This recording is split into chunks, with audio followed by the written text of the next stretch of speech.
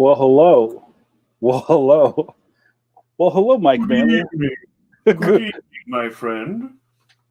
good evening. Good evening to all and sundry. Welcome back again to the empire we have built, Mike Manley.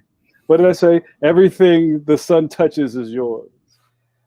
Because it's burned and covered with soot. so ashy. Welcome, guys, back again to Pencil, your favorite pandemic podcast. Proudly pronounced in what's that word? Pultritude?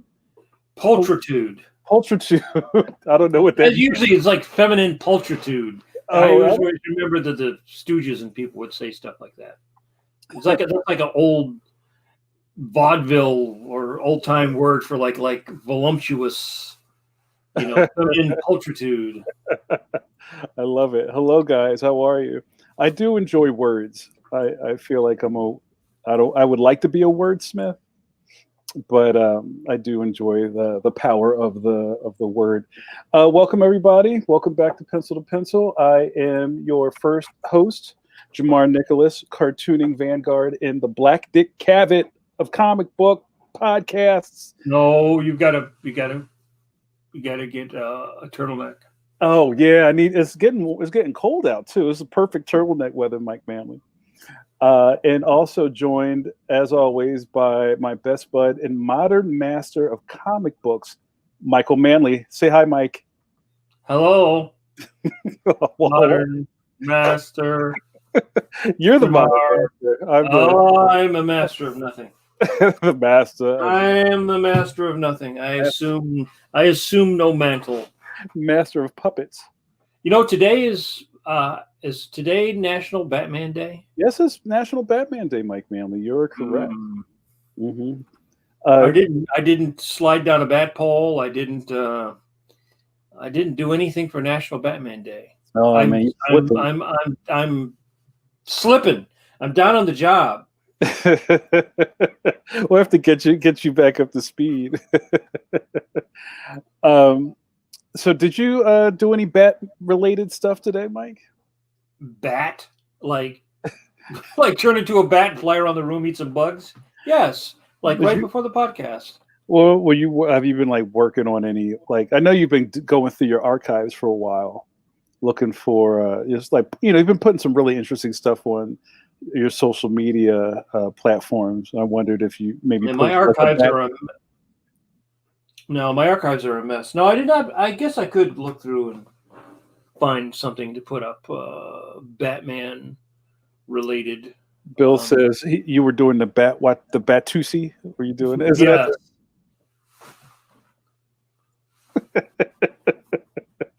That's funny.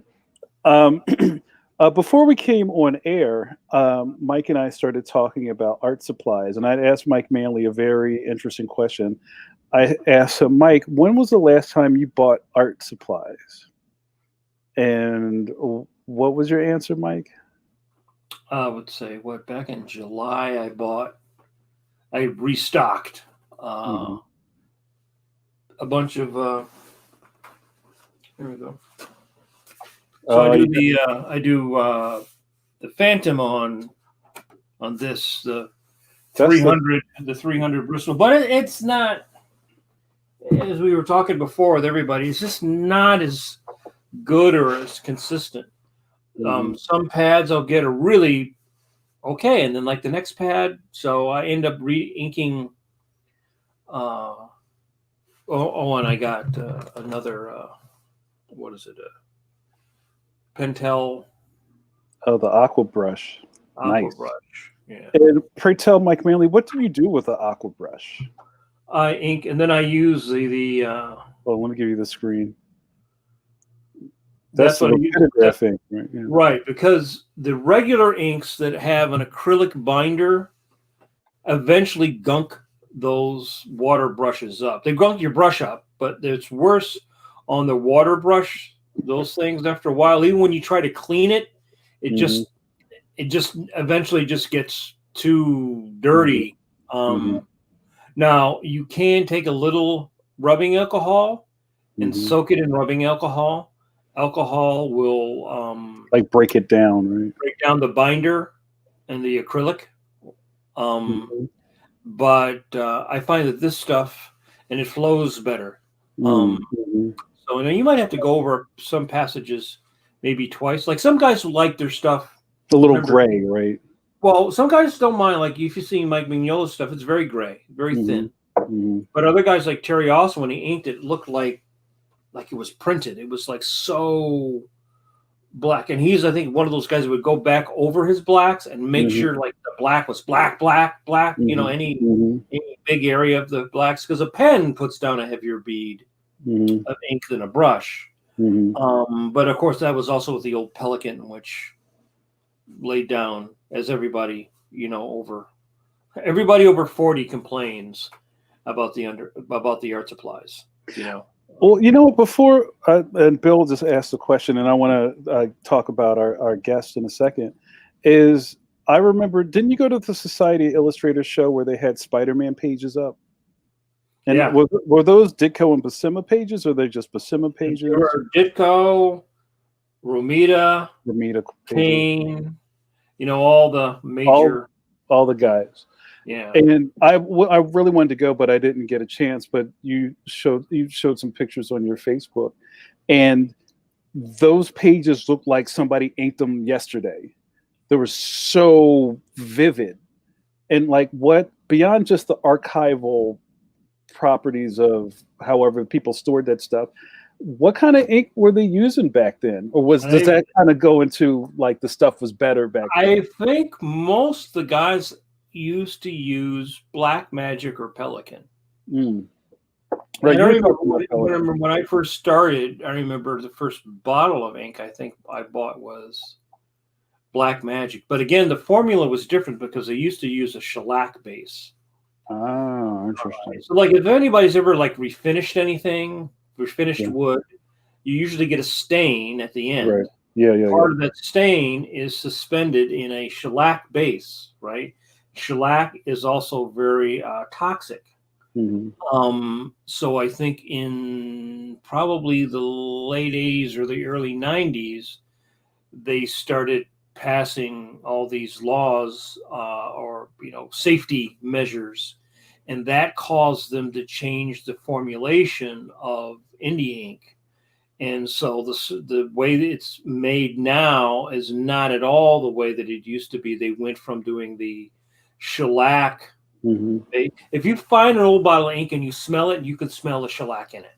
Yeah, wow. That's what that smell was. Right. Now, if you smell it now, it might smell like a little bit like ammonia, or it has another smell, which is like whatever the acrylic base binder that they use. Mm-hmm. But it does not lay down. I think that's why they use shellac, because shellac lays down real even. It's a property of that. So, all right, before we continue this inking discussion, the elephant in the room is that our guest, Tony Bancroft, is supposed to be on tonight, and he's kind of absent right now. We're trying to find out where he is or if he's going to come on. We haven't heard from him. But we sent out all our invites, and the show must go on. So I urge agents have been dispatched to his location. So anybody that is showing up just on the strength of Tony coming on tonight, don't leave. Hopefully he'll pop up. And if not, Mike, if this goes for a while and it seems like we're going to miss him tonight, which would be a shame, we'll reschedule. This might be the first time we've had a guest not show up. But I think between the two of us, Mike, we're entertaining enough to not lose too much of our audience tonight. We hope so. We got to start the singing and the dancing. What was like the singer about the mood? I always hear that with the owl, right? Okay, so going back to this ink thing, we're just going to keep flowing. Bill just asked Mike, question for both of us. When doing inking, is there a single ink you prefer to use, or is it a mix? And we talked a little bit about this with, was it Terry or was it Bob McLeod the other day? Maybe both. Yeah, maybe both. We've been talking about ink a lot. So, Mike, you want to answer that? What are you rocking these days? Well, like I said, I've been using the Konor or Universal. I put that in the water brush. Mm-hmm. And what else was I was using? The other ink I really like now is the the black star. That's good stuff. the Black Star. I really like that. They Yeah. only seem to sell it in the little bottles, but that's my favorites. It's the most similar to the old ink. So that's what I use. I also use the marker I prefer now is the Oh, is that the Copics, right? Yeah, the Copic Multi-liner. multi-liner. It's upside down, but I get it. Right. So if you want to talk about, and I get like the 3 different sizes. I like them because the ink is the densest, and the points are the best. I used to use occasionally, and I still have a truckload of them, so I still use the Pit. Oh, the Pit. Yeah, I used to buy those by the case, right? But the ones that everybody started with, and I still see a lot of people using the Pigmas, I think, are crap now. The microns, they die almost immediately. They're like the hamsters of art supplies. They die quickly. The ink's not very dense anymore. And I remember at the beginning, maybe 5 years ago, they were much better. So that's always a hazard, honestly, as an artist, is you will find something, and 9 times out of 10, within a period of 5 or 6 or 7 years, it will change, or the company will get bought. And what's happening is a lot of these companies will merge. Like Dick Blick bought Utrecht, right? And when they bought Utrecht, they kept some of their paints, I think, and some of their stretcher bars, but they got rid of a lot of the other stuff. Yeah. Right. Yeah. And when that happens, they usually change where it's manufactured or how it's manufactured. I think that's what's happened with Strathmore with the papers. Yeah. Where it's made and how they say it's made the same way, but it can't be because it's just not the same. Yeah. So Stuntkin, hello, Stuntkin, and hey to everybody, our penciliers, our regulars, asked, do you guys use the Pentel soft brush ink pens? I use those probably more than Mike. I have one here. So, I don't know if you can see that. Oh, okay.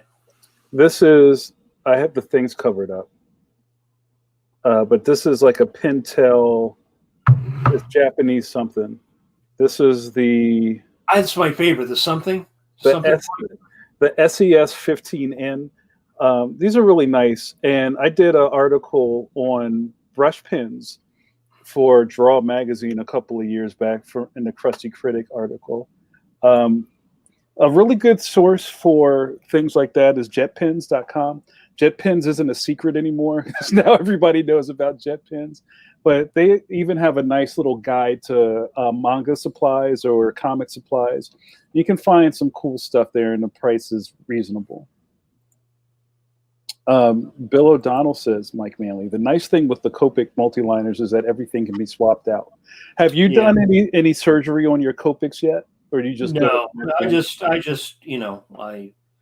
when they get too low, I just pop the cartridge out, put a fresh one in. I haven't had to do that. I had done some of the surgery on the old pits where you would take the back off and put it in put in some fresh ink and let it drip through. But frankly, that's just a lot of work. Mm-hmm.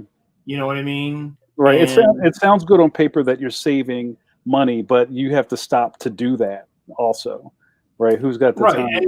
And the thing is that most artists are freelance, which means that you have to have deductions on your taxes. Mm-hmm. So I think it's better to buy the pen and take the deduction than to sit there and spend like 3 or 4 hours trying to refill all your pens, because you could have done a page. Yeah. So hold on, JRD is calling me out. So he just said, Jamar, you were holding up the Pentel sign pen. Amazon and JetPen sells them in a variety of colors. Close, but no cigar. It was I think it's a variant. This is one of the Pentel sign pens right here. Hold on. See this? And See, the tip is a little different. I'll try to hold it up towards my It's a nose. little rounder. It's a little bit rounder. Yeah, and this is like a sign pin, but that other guy has a. I mean, they're all like synthetic nibs. This was, you can see it's a little different. Right. It has a little sharper. Yeah. But yeah, I'm, brush pin fan. And also one of the things that I've been using for a while, I kind of stole this from the Turtle guys. I know Pete Laird and Jim Lawson and a bunch of the guys use the Kuretake. I call them the long green guys. Hold on, let me get. Maybe you have one, Mike, but hold on. No, I don't think you're more of a marker guy than I am. I'm pretty basic with my markers.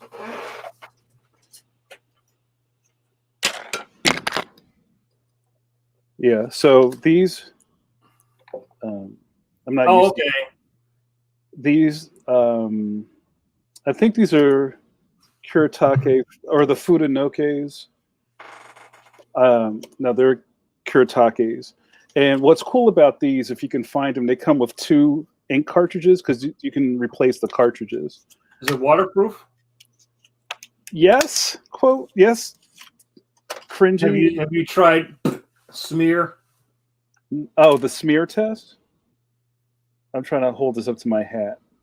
So yeah, the tip isn't exactly as sharp as some of these other things, but they're really fresh at the beginning and they kind of start to dull out. So I would separate them by how much use one of them had. Oh shit, I just knocked the tip off. But yeah, these kind of come out and you can, oh, I didn't put it in yet. That's what it is. These separate and then you attach the cartridge to the back of the nib. So it's like the lunar module and yeah. the command module docking. Right, and then you can just keep rocking. And also on jet pens, they sell extra of the ink cartridges. They come in little 5-packs. Oh, okay. So you can buy those too. Yeah, see, the Copics sell the little. Yeah. And you can also change the metal tips out too. Yeah, and then this, I have an extra one of these. So. Oh yeah, you can send that to Jamar Nicholas Studio.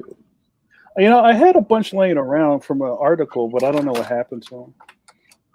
So they're good for they're great for going to a convention. Not that we're doing that anymore, but they were great for going to conventions because in the old days I would take my ink bottle and my pen, and you're sitting there, and and inevitably somebody will bang your table and. Right. JRD says the Kuretakes are water resistant, not waterproof. You can also use a converter. No good. I like waterproof. You can also use a converter to use your own ink. And I'm, as the standing crusty critic, I'm all for a nice hack. But there's some point where it's just kind of not worth your time to do all that surgery. You need to get your lines down. I think for cartooning, for me, it's not worth it. If it was an oil painting and I was building my own surface and doing oil primer and all that stuff, then it's different, right? It's a very different process. It actually affects how the paint goes down and everything. But I think cartooning is a much more simple process. It's pen and ink. So for me, I just want to make it my process as simple as possible. I prefer dip pens and a regular, nice Raphael brush on a 3-ply smooth paper. But sometimes you don't get that, and sometimes you have to freelance it. We haven't talked to Brett. Well, actually, Brett's not here tonight because he's actually getting married today. So. Ooh. So, he's probably already been married by this time. Congratulations, our good buddy Brett. But he had just bought some Eon paper. Oh, right. We had talked about that stuff. Yeah, and he was trying some other whiteout, but he wasn't happy with the whiteout pen. So still, it seems like everybody's on the search for the perfect whiteout pen, one that doesn't pick up the ink, right, or turn gray and then give you a gray, mushy, dirty line, Mm-hmm. And so far, it seems like nobody's happy with what he says he actually prefers gouache.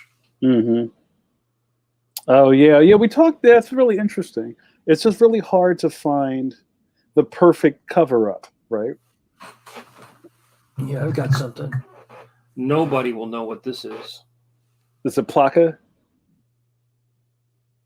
Oh, I know what that is. I'll let the chat. If you know what this is, we will give you a free copy of Clip Studio Paint. First person. I'm First looking. person knows what this is. I'm looking right at the chat, Mike. See, and it comes apart. Oh.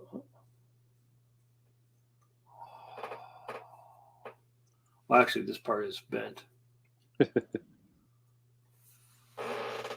I think we stumped him, Mike. Eternity says it's a spatula. Debbie says a knife. No. You could use it as I suppose it would be a very small spatula. Jared D says a razor. A razor. What? I'm going to cut somebody with this. Can I spoil? Let him cook. Come on now. Come on, Vince. Vincent should know what that is. No, it's not a palette knife. You could use it as a palette knife, but it's not thin enough. All right. I got restless leg. I want to say it. Restless leg. Yeah, like my leg is. I got the Jimmy legs. I just want to say it. What else have I got in here? I still have some old art supply. You know, I had somewhere rattling around here. I have a box of pastel that I bought in 1976. Wow. The whole big box. And it's amazing, but the price was like, I don't know, like $5 or it would probably be $40 now. Mm-hmm. But okay, Jamar, you can go ahead and spoil it now. Wait a minute. So Bill says a letter balloon lifter. Debbie says a squeegee. She's close. Hold on, JRG. Squeegee. It's a zipatone burnisher. Yeah. It's a zipatone burnisher. You would take even the smartest people today don't have this golden object. Right? So if I put zipatone, if I buy some Deleter zipatone, I can burnish it. Now you had 2 points on it. You had this point, which you would use to put down transfer lettering. Mm-hmm. Well, yours is bent. I never see you. I pressed really hard. I pick your teeth with it. So you'd use this to go over and burnish down the zipatone, push out all the air bubbles. Mm-hmm. Mm-hmm. So if you're probably under 40, you probably don't know. You've never actually seen one of these. It's from the Museum of Antiquated Art Products. So I get the copy of Clip Studio Paint. Jamar is our lucky winner. Soon people won't even know what these are anymore. Oh yeah, I have one of those. I have a set of those sitting. I've had I don't know like 50 sets of those things in my life. Mm-hmm. Because inevitably, what happened is they would roll off your desk. Mm-hmm. Boink. Yeah, that's a wrap.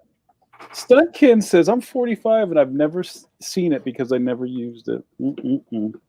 You guys call yourselves cartoonists. So, Mike Manley, not am I only a handsome gentleman, I'm also well-versed. Well, my first job I had when I was 15 in a commercial arts studio. I learned how to use all kinds of things like that because we would do typesetting where you would punch the stuff in. Yeah. There were these wheels that had the different size fonts on it, which would be exposed to film. Mm-hmm. It would spit the galley out, the strip of type out. Mm-hmm. That you would then either use rubber cement or a thing called a waxer that kind of looked like a toaster. Mm-hmm.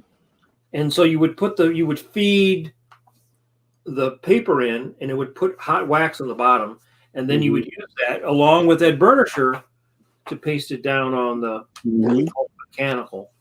And so I learned all that stuff way back in high school because there does desktop publishing. But those skills that I learned, and the guy I worked with was a real hard-ass stickler guy. So I had to learn how to be like very precise with things. But I'm actually glad that I learned how to do that. Even in high school, I had two classes. I had the fine art class. I think I've told this story before. In the commercial art class. In the commercial art class, I learned how to do all kinds of things like lettering, and we learned how to run a press. I even had to learn how to set a paragraph of type using the old lead type. Oh wow! You had the typeset. Wow! I had to literally, and so the leading, which we said, what is a leading? Leading comes from, there would be little thin strips of lead that you would put between the letters, and how to give them extra space. So we had to typeset a paragraph and then use the old manual press that would take it and press like they would do in the Old West. Make your broadsheets to put up, wanted. That's great. Hey, Mike, I want to share. This is going to blow your mind. I think Brett gave me some of this because we were kind of, this stuff is almost not used anymore because it's hard to find the supplies. But I don't want to do it. You can't find them. I don't want to do a contest for this because it's all like right here, but I want to hold this up. Let me see if I can. Rotten eggs. It always smelled like rotten eggs. All right. Can everybody see that? Yep. Still in the box. No light has seen this. Now, are both of them full, or is one of them more dry than the other? This one's still wet. Is the other one dry? Yeah. Hold on. This is hard to do this. This is does anybody know what this is? I don't want to open it. Nail polish, right? Tester's model paint. Now here's the one that's dried out. That's the one that always dried out too. Yeah. Anybody want to guess what this stuff is? You can probably add a little distilled water to that. Oh, I didn't think of that. Because it's still in there. The stuff is the chemical stuff. You might just have to add a little distilled water to it. It would quiet, Mike. They don't know what this stuff is. So this is developer for Duo Shade board. Okay, I have some. Well, I can only show part of this drawing. Oh, you have some Duo Shade? Yeah, here. But you carry on. So yeah, Debbie, right? It is film chemicals, closed. So this is, if you guys are familiar, probably the easiest thing, or familiar with the original Teenage Mutant Ninja Turtle comics, where there was a lot of halftones in those pages. Most of that stuff was probably drawn on Duo Shade board, which was a thick Bristol board, which had almost like a covered over contact surface on it. And when, I'm going to show you right now. So it was. Yeah, bring it over a little bit more. Yeah, look at that. So we have different patterns, and so this is actually this is like from like high school. Mm-hmm. Oh wow, look at that. I found this up in the attic a while ago. This is some of your old like high school stuff. Oh yeah.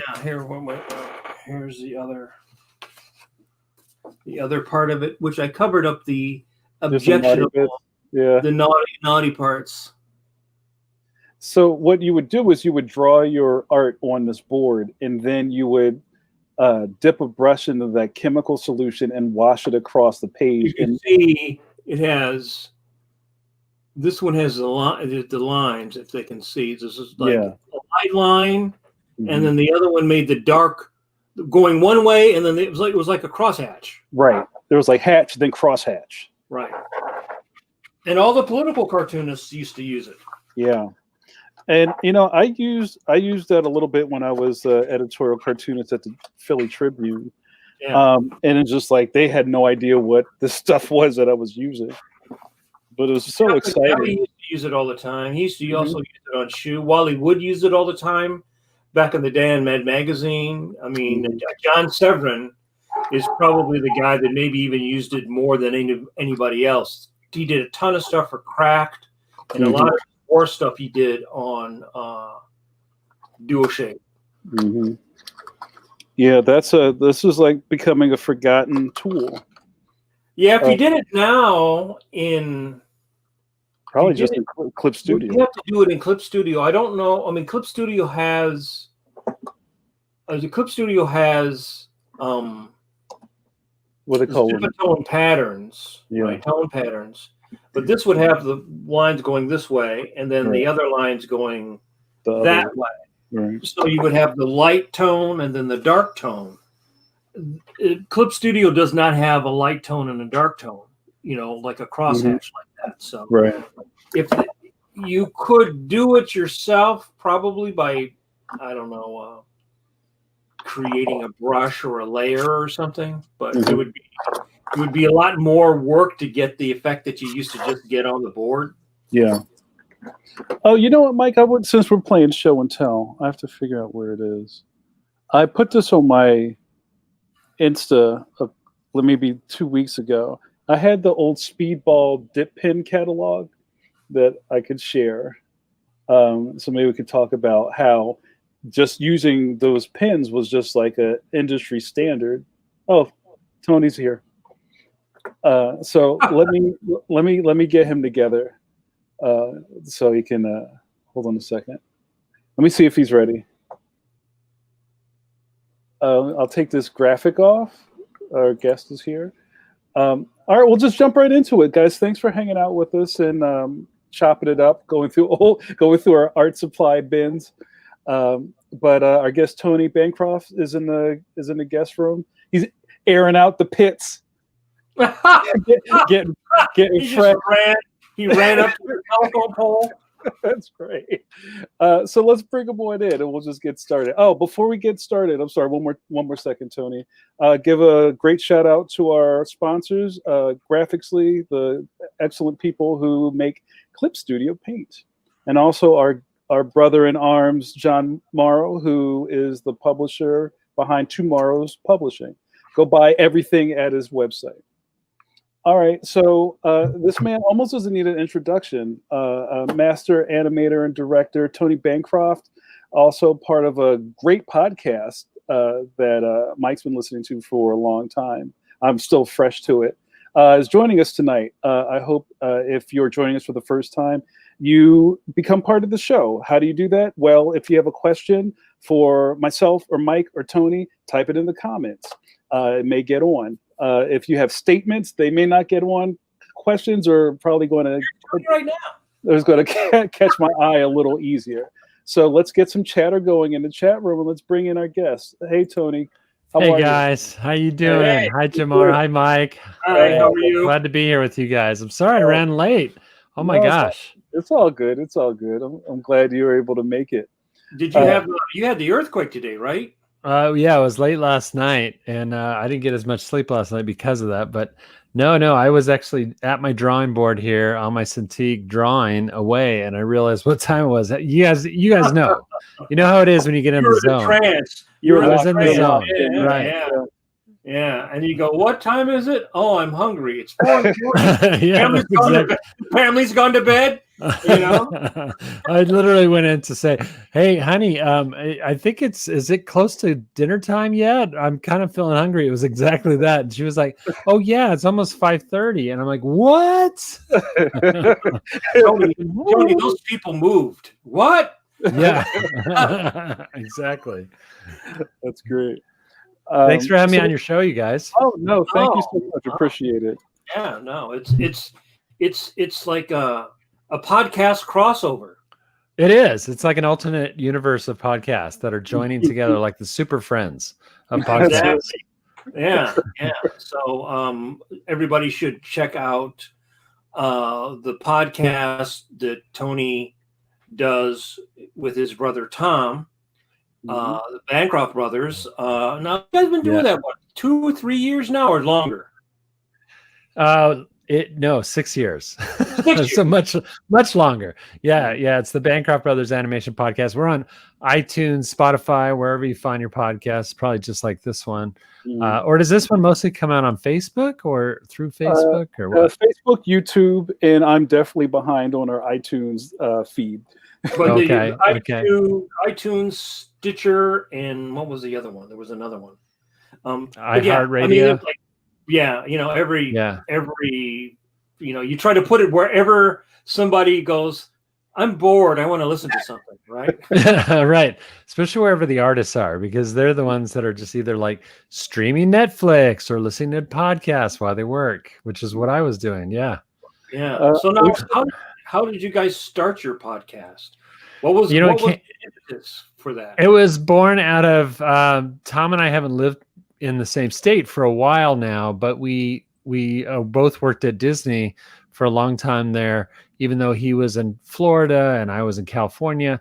And then he went to Chicago and I stayed in California. And then he went to Tennessee and I stayed in California. So you can see a theme. I've always been here. He's basically traveled around. And so for the last couple of years, I would call him when I was on my way to work, whether I was working at Sony or Disney or somewhere else. And we'd always talk about animation. We didn't talk about our families. I didn't ask about my nieces and how they were doing, or him ask about my wife or anything. We always just talked about the gossip, of what's going on in animation. And we decided one day this is crazy. We should just, open a mic and make a podcast out of this. And it really started with Tom going, we got to start to brand ourselves in some way. This is weird. We're two identical twins that both worked at Disney and have, careers in animation. We should use that in some way. And I guess we have.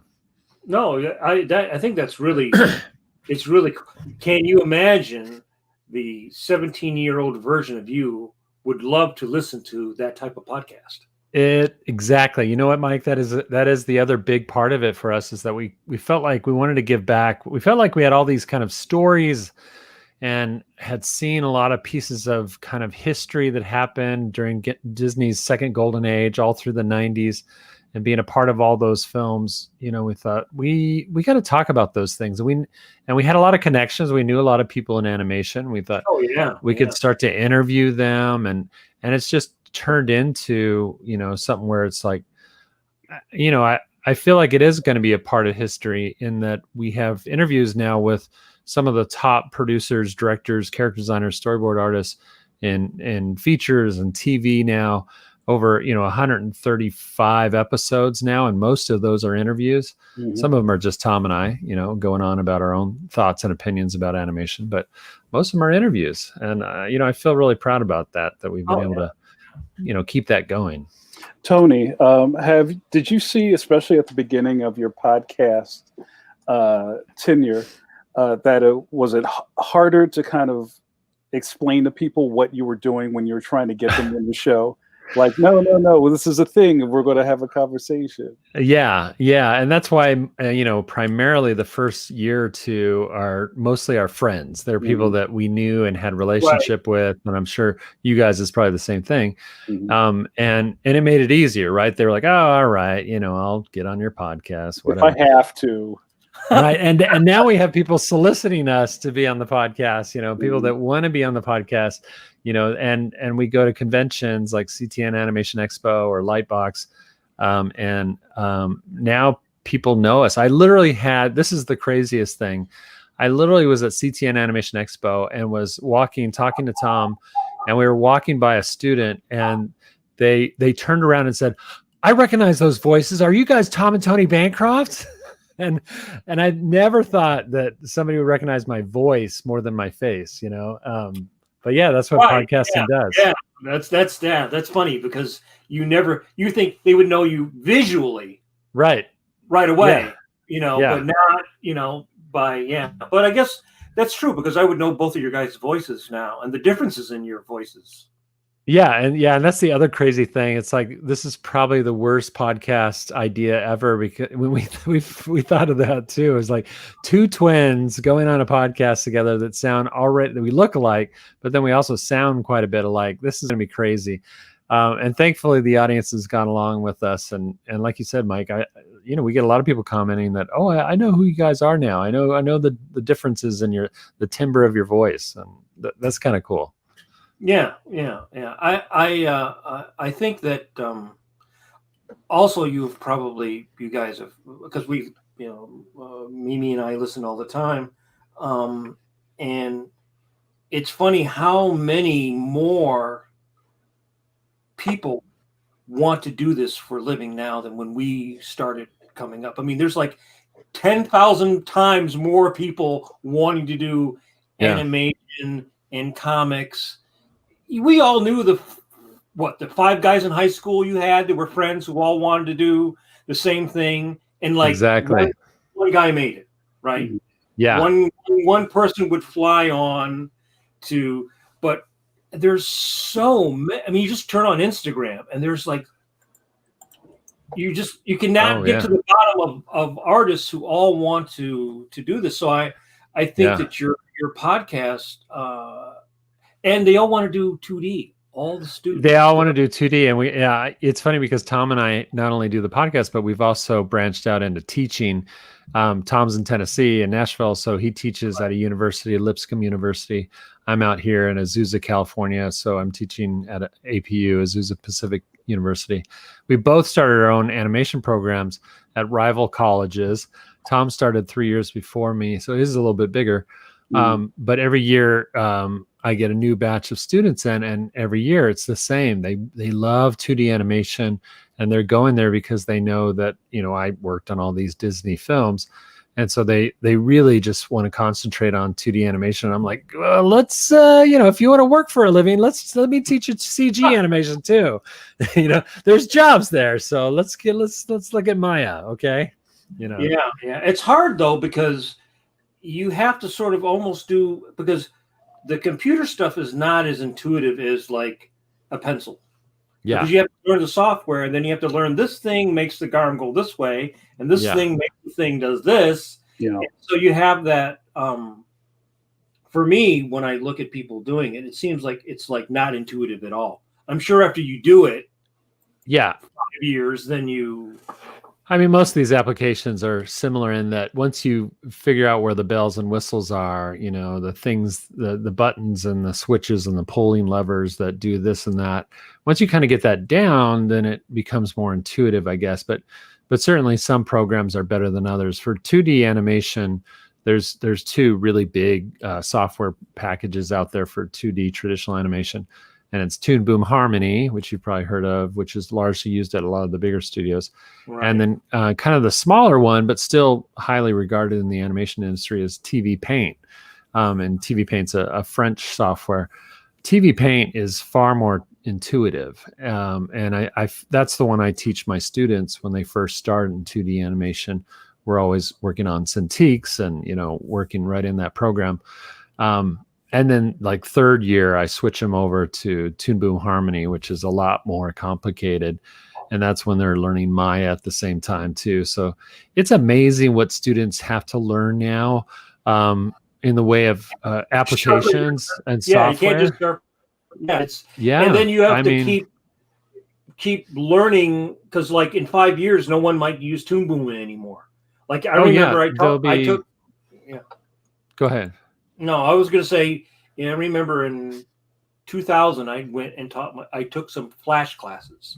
Because everyone was using Flash, right? Who's using Flash now, right? No, right.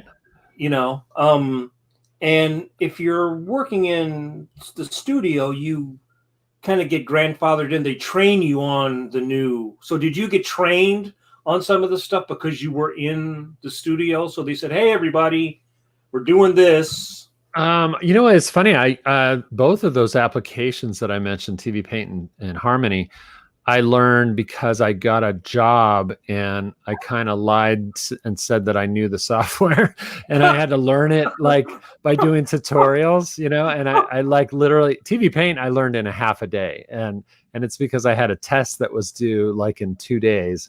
And I watched a bunch of Aaron Blaze tutorials on TV Paint and that did it for me. It was easy enough to learn.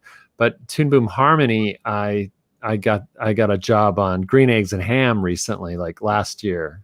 I think it was before the end of last year. And it was a Toon Boom Harmony show. And I said, oh, okay, well, I'll learn this. I already know TV Paint. How hard can it be? Well, it took me a week of struggling through finding the right tutorials and things like that. But there was no, I was working freelance from home, so there was no in-house training. I think I largely missed a lot of that. Every studio, goes through that process of, Right. We're going to have internships and we're going to have a training schedule or training for all of our artists when some new software comes about, because we want to adapt to this software. And so they do their training. Well, if you come in half a year or a year later when they're already off and running and in production, you better know the software, because they're not going to go back and train very much. So I found myself in that position where, okay, Toon Boom Harmony was already out there and people were using it quite a bit. And it was easier for the producers to find people that already knew the software than to train. And so after a certain point, I think it becomes a money issue for producers, and they start to go away from the training. Mm-hmm. Mm-hmm. And then you're on your own. Right. Yeah. I mean, and I guess that's just the way the future is going to be, because technology is never going to stop. There's always going to be something new. They'll invent some new chip that can do some extra thing, and then all of a sudden you have to invent a new program that takes the new chip. And I remember because I was always really into animation. In fact, I at the one time I had thought of seriously going into animation myself. And I told the story before on the podcast, but Hanna-Barbera used to have a trainee program back in the late 70s, early 80s. So when I graduated high school, I called out. I got the phone number and I called out there, and this grumpy old bastard got on the phone and he's got like, "Oh, you don't want to work in animation, kid. It's like a real shit business." So I grew up in Michigan, so it's like, oh, guess I'm not going to be an animator. So yeah. But I mean, I eventually ended up working in animation, working in storyboards, and I would still love to actually animate. So I'm actually going to get a copy of Toon Boom myself. But good. I found it from doing storyboards and TV, you're kind of doing keyframe stuff anyway. And now with everybody using Storyboard Pro, you actually time all your stuff out. So if you're already using Storyboard Pro, that's the same. It's similar software to Harmony. So that's a good stepping into Toon Boom Harmony, is using Toon Boom Storyboard Pro. It's still vector based, which is good. Right. So it's funny you mentioned, real quick, I just wanted to respond to that time in the 80s as you were talking to that old grumpy guy, because I think I talked to that guy too back in the 80s. Actually, in this case, it was two little old ladies that Tom and I were in Cal Arts, I remember, and we had just finished our freshman year. We needed jobs, summer jobs, so we fortunately we got right into Ralph Bakshi. If you remember Ralph Bakshi, crazy old Ralph. We got a job on The New Adventures of Mighty Mouse, which is a Saturday morning show he was doing. I love that. Did you watch that? Okay. Yeah, I watched all of it. I can't take credit for any of the wonderful artwork that was produced on that. John Cruz Felucci John Kay was in charge of the character design and the look of it the first season, and then he kind of bailed on the second season. But Tom and I were there as PAs over the summer. So we were production assistants working for Ralph, and largely, taking his car to get washed and his laundry to get cleaned. I mean, it was the dredges of the animation industry. And we always dreamed of, we're seeing all these artists that are doing character designs and animation and layout and stuff. And we dreamed of, being behind a desk and actually getting a paycheck drawing. But I remember meeting, there was these two ink and paint ladies when they were still doing ink and paint back then. Mhm. And they'd been in the industry for 30, 40 years or something. And they went back to like doing ink and paint at Disney on, some of the films in the 60s and 70s. And here they were working for Ralph as color stylist on the New Adventures of Mighty Mouse. And I remember getting to know them, and they took kind of a maternal kind of position with Tom and I. They just really looked out for us and really liked talking to us. And it was a similar kind of conversation. They took us aside one day and said, "Boys, you guys got to get out of the industry." You could imagine with the cigarettes in their mouth. "I just want to tell you, it's going overseas. It's all going, you're not going to be able to use that very expensive, education. You're going to CalArts. Isn't that nice? You're going to have debt and no jobs. Get out now. Go be a doctor or a lawyer. Listen to us," And thankfully, we didn't listen to them.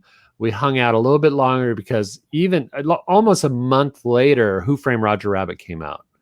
And that was while we were still at Ralph Bakshi Studios as a PA. That came out like a month later. That was a game changer, and the industry started, there was a lot of great feedback about that. Critical reviews were great. It made some money. And then probably 6 months later, Little Mermaid came out, and that started the new Disney Renaissance, this kind of the second golden age. So after Little Mermaid, and that was Tom and I got out of CalArts, got into an internship at Disney right on the cusp of Little Mermaid being finished up. So we didn't work on that movie, but we were there when it was being finished. And then we worked on all the films pretty much after Little Mermaid for the next 10 years. So yeah, it was we actually ended up, we got into it at the worst possible time, and it became the best possible time in the animation industry. And that was, and largely I tell my students this too, that the animation industry is cyclical like that. It is a roller coaster of ups and downs. Yeah. And it's on an up right now, which means that we're probably going to have a down again. But, if you plan well, you can ride out this roller coaster of a career and have a good career. And right now it is a thriving business right now in animation.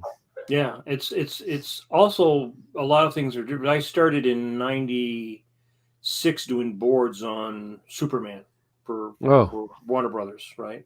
And one of the things that I noticed too, and this sort of goes into your career too, of you working overseas, and we wanted to talk about you directing overseas. Yeah. Is that when I started in '96, the people overseas weren't as good. The people in Japan were great, like TMS and people like that were great. But the people in Korea were not as good. But that's 20 years of those guys have been training and getting better and better and better and better. Yeah. And now they got phenomenal people overseas, right? And it depends on the studio, like you said, based on the experience they have and if they've been trained over the years and that sort of thing. And then, and the art, it's cyclical, like we said. The artists that were trained in the, maybe the 80s and the 90s passed on that. They became instructors in the local colleges and whatever, or in the studios. They passed on that information. So the youth were actually stronger than they were, had more knowledge. And then the internet, of course, and it just has exploded with, everything you want to know is basically on the internet these days anyway. So yeah, there's so much out there now to fuel people's knowledge base on animation. It's incredible. But yeah, I mean, I didn't really direct overseas as much as I did work on a couple shows and projects that were being produced at different overseas studios. But I've largely stayed here in California and avoided moving anywhere for long. I take a lot of trips, I guess I would say, Animal Crackers. And I've largely, since I left Disney in 2000, I've been largely independent. And so I've enjoyed being a producer and director independently, which has its, ups and downs like anything. But I just had a film come out this summer called Animal Crackers that I co-directed. and Animal Crackers is on Netflix right now. It was a long journey to get to Netflix and to finally get it out. But that was produced in Spain, so I got to spend some time going to Spain and working with a really talented crew out there on that film. And it's all CG animation. Hey, So Tony, well, go ahead. hold on. Go ahead. Tony, I have a question from the room. Scott was on the podcast probably right the week before Animal Crackers debuted on Netflix. Yeah. We had a really great chat and ran the trailer for that, and everybody was hyped up. And your name came up a lot. So one of our pencilers, J. Robert Deans, has a question for you. It's a wall of text. I just see the top of your head, Tony. Sorry about that. No, it's okay. Animal Crackers was clearly a passion project for Scott. Your involvement and attachment was very important. But did you also feel the emotional roller coaster between completion and the debut as Scott did, given your industry experience? And how about that weekend when it debuted and was immediately in the top 10? So how? I did not have the same impact that Scott did because it was Scott's baby. Right. Animal Crackers was, and I was really a hired hand to direct the film with Scott, and I was hired by Scott and his company to do that. So I didn't have the same investment level. Right. And talking about investment, Scott literally put his house on the line, his future on the line for that feature. I had done that. I had already had that experience with my own animation company, probably like 7 years before that. And I was not willing to do that for any project again. I've kind of made a commitment to my wife that I wouldn't go all in to that level. Right.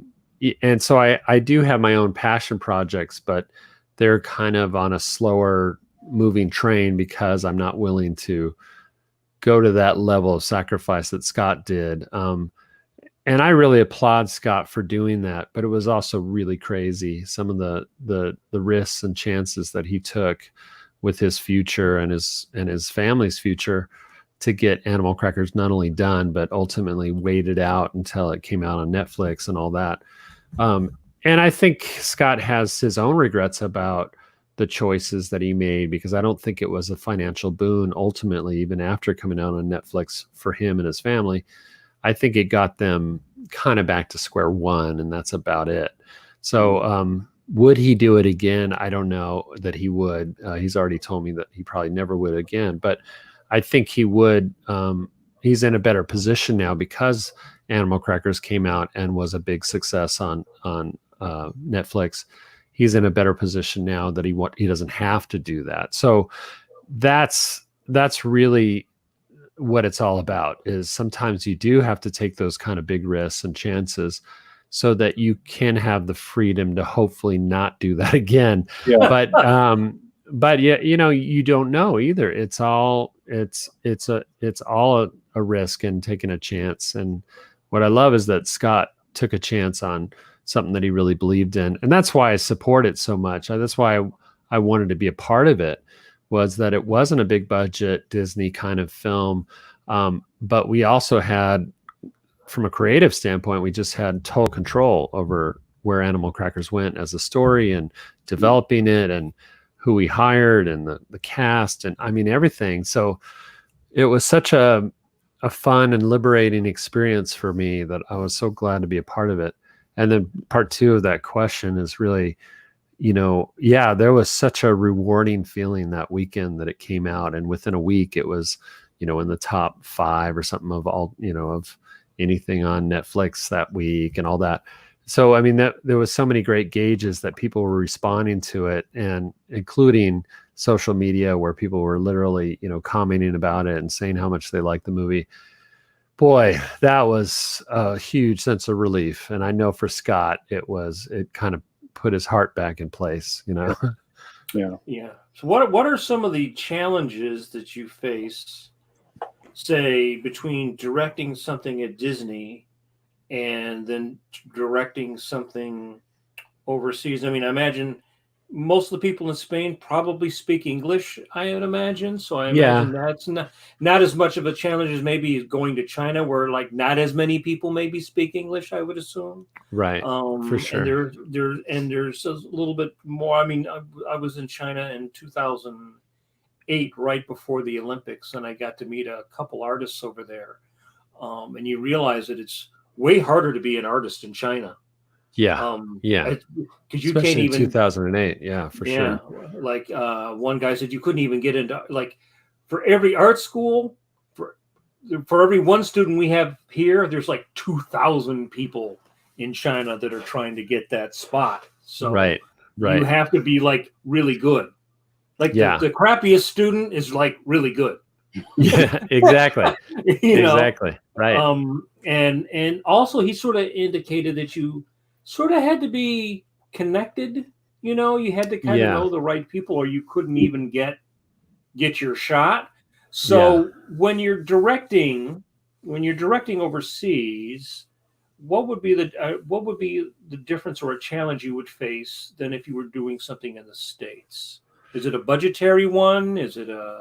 Oh, for sure. Yeah, I mean, the whole choice to work with another studio overseas is a financial one in the independent market.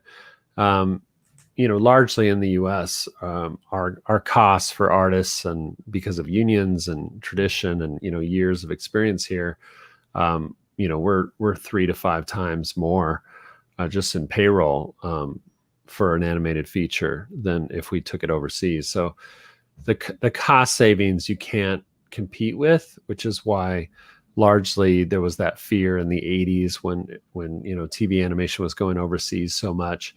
There was that whole fear that it's going to change it did change the industry. But what we also discovered is that the skill sets that we have here in the US are a lot in the pre-production phase, and we're still the best at doing the story development, script writing, storyboarding, character design, and color styling, creating animatics and editorial.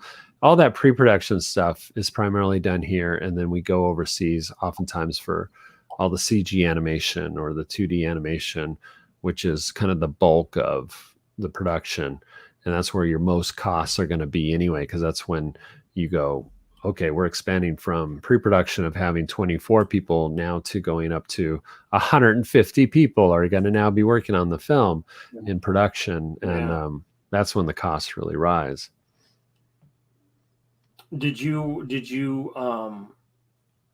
enjoy that challenge, or did you find it frustrating at times, saying, boy, I wish I could just, we had that Disney dollar, we can just go, we'll just keep redoing this until we like it. I know. And that's, you do get spoiled when you're working at Disney and you have kind of every resource at your disposal.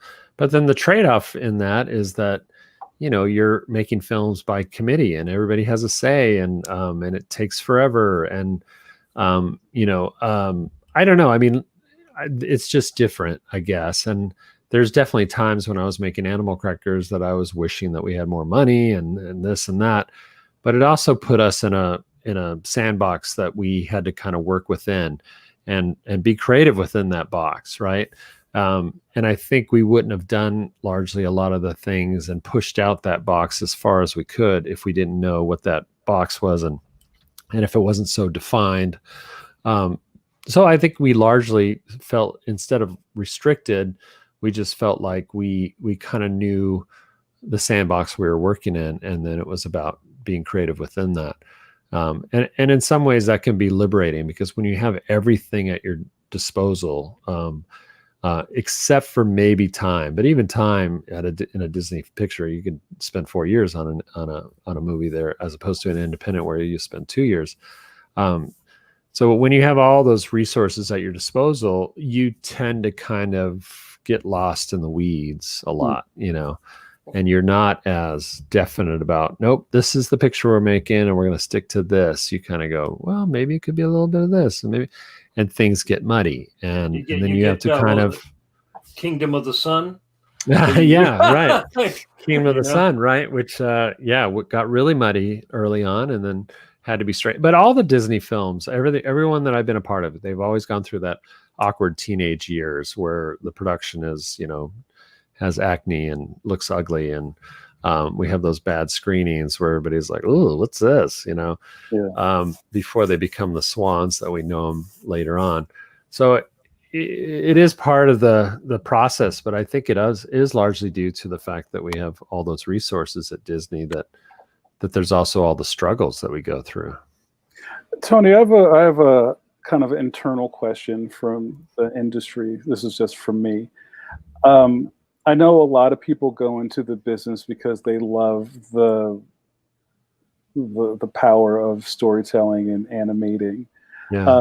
But do you run into a lot of people, since you've been in the business, of people who wanted to direct, so to speak, but couldn't figure out the politics or how to make the right moves to get higher up the food chain and get stuck as a wrist, so to speak? We call them wrists and swords, or mechanics around here. Oh, yeah. Cool. Yeah. Oh, absolutely. I mean, I think that's a big part of the people that I'm thinking about a friend right now, actually, and I'm not going to mention who it is, but he's an animator that I've worked with for, I don't know, 30 years, I think. It started with back on Lion King. I was working with him, and now I'm working with him again on Space Jam 2, which is what I'm currently animating on. And getting to know him again and catching up again, I see that he has the same dreams and the same desires and the same wishes of like, oh, I wish, I want to do this and I want to do this. And I'm like, dude, it's, we had this whole, period where we weren't catching up and we weren't talking.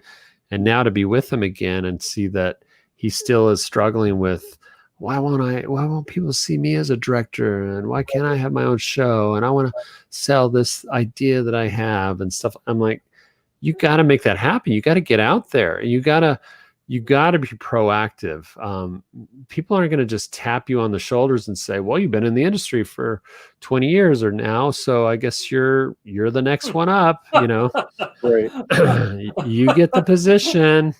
No, I mean, it is about who you are and how you present yourself, how you sell yourself, how you work the political system. Can you do all those things? It's not just, well, my pencil's been sharp and moving around for 20 years, so I should get it, right? Yeah. It's not like that. And I would assume that within a corporation like Disney, there's a bunch of people that are all trying to shark their way to the top. You know what I mean? Like, because you're working with the best people, because they can always get the best people. Right. And then the best people, you have some people that they're like an actor. If you give them a great script, they're going to give you a great performance, but they're not going to write the great script. They're not, they're beautiful at playing that part. Yeah. But to be a director, you have to have an ego, basically, to think that it's sort of like, if you're going to be president of the United States, you have to have an ego that goes, I can be the president of the United States. Yes, you do have to see yourself. And if you're going to be a director, you've got to be able to. Yeah, you have to be able to be that person. Be the lion tamer and get everybody to. Right. Yeah. And kind of be a leader and say, okay, everybody, follow me. Let's go. We can take this hill. I mean, there is a certain element of that. Now I know, shy and quiet directors too, to a certain degree. I mean, it's funny. We did a podcast with Pete Docter, who's the most well-known director at Pixar, probably having done Inside Out and, Monsters Inc. and all these great films. And he admitted on the podcast that he's an introvert. He really sees himself as an introvert. And there's many days where he would just like to, ball up underneath his desk and wish everybody away into the cornfield. And he's just much more happy and gets his energy when he's kind of shuts the door and is alone for a while. But he also has to know how to put it on. He has to know how to step out of his office and take, meetings with hundreds of people or large groups. And he's got to be able to put that on. And he's learned how to do that. He's learned how to adapt to that. Now that's, like he says, I mean, he naturally doesn't feel that's him, and that he's good at it, but whether he thinks that or not, he is, and he's developed it well. because he couldn't stand out as well. Now he's the COO of Pixar Animation, so he's the chief creative officer. He's not just a director anymore. So he's taken on a management position now too, since Lasseter left.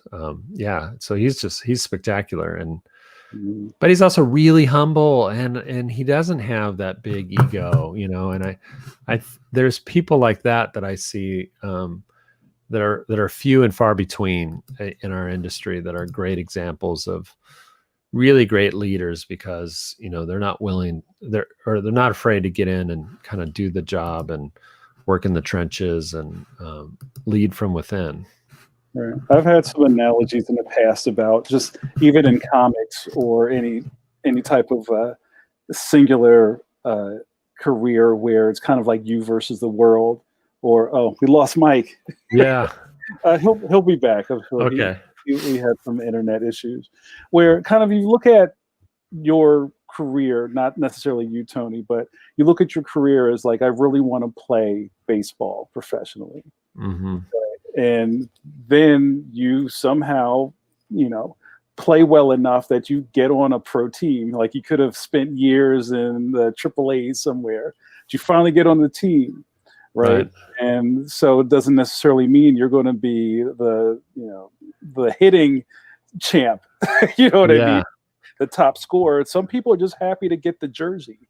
Yeah. I think that's the best way to live your life, is to go, hey, I can't believe I got this far. I mean, that's definitely what Tom and I talk about on the podcast a lot, is like, because people want to put you on a pedestal. There's a lot of fans out there, and you guys know this too, I'm sure. But there's always fans that are going to go, oh, if I could just be Mike Manley, if I could just, Jamar is everything to me, and I just wish that I could have that kind of achievement in my life. And it's like, well, first you can, okay, we worked hard for it. That's why we're here, right? And second, there's a lot of things that are outside of our control that just kind of happen, or dumb luck, or we fell into situations, or timing was just right for whatever reason. And those are the unexplainable things. Those are the things that should always keep us humble. And for Tom and I know when we talk about it on our podcast, those are the things that we go, if it wasn't for this, we would not be here, and there's 100 of those, if there wasn't for this kind of things, where we're like, we're just grateful, and you got to have that kind of humble gratefulness, I think. And it really makes your life better anyway, if you do think that way. True. And I'm sure you, just like I do in comics and even in animation, people who don't have that attitude, and then you ride to the height, and then you fall down, and they are miserable people because then they can't enjoy anything. Yeah. And they're always, boy, that I guess that irks me more than anything, because on our podcast we try and keep it real positive, so we don't have people on our show that we know is going to be negative, because there's so many of those. You don't have the bitter old ladies come on like, hey, no, hey, thanks for having us on the show. We're really happy to be here. Yeah. Stuart Inning is not sponsoring your podcast. Paul Mall is sponsoring your. Yeah, that's right. I smoke Pall Mall. That's right. Yeah. Extra tobacco. Yeah, because I do think, even if you look at the old timers in comics, and I'm sure it was probably the same in animation, you had old timers that were like, I want my life to be like that. Here's a guy who did this thing, and he's happy, and he enjoys every day. And then you had the people that were like bitter alcoholics, and they're not happy about anything, and they think everybody screwed them over, and they take no joy in what they do, and you think, I don't want to be like that guy. Yeah. That's poison. Yeah. It is poison. There's nothing good that comes from that. I just don't see anything good that comes from just being bitter and angry, and why didn't I get this, and why didn't I?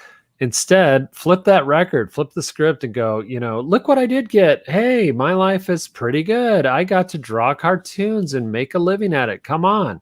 Right. That's the dream. You said it earlier, Mike. When like 17-year-old me, I think about that guy all the time. What did he want, and what did he think he was going to get in life? And then what I've been able to achieve by the grace of God has been phenomenal. And I do think about that younger me and go, dang, he would be so thrilled to be where I am.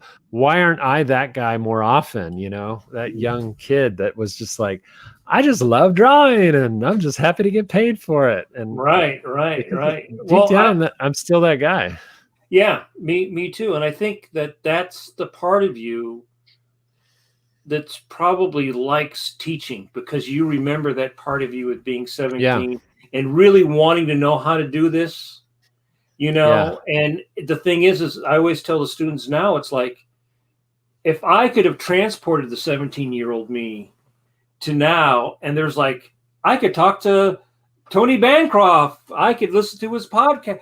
It was such a dearth of information in the 70s and the 80s. And if you lived in California, you were luckier because you could probably at least go to a studio. Or if you lived in New York and you wanted to get into comics, you could go maybe be an apprentice or something. But if you lived in the Midwest, it was like, oh, it was like, it was the impossible dream. And and now that's kind of more on the international side. I still meet people all around the world in, Italy and Spain and China, where they're going, but what I really want to do is work at Disney and Pixar. And that's so far away for them. They can't even imagine. But that's changed too. I mean, all those studios are hiring people. I just tell people, it's not an impossible dream. It's just a difficult dream. And if you are excellent at what you do and you can stand out for being excellent, you can work anywhere. And there should be nothing to stop you except for your own ability to see yourself there and work hard for it. Yeah. And I think that's the take home.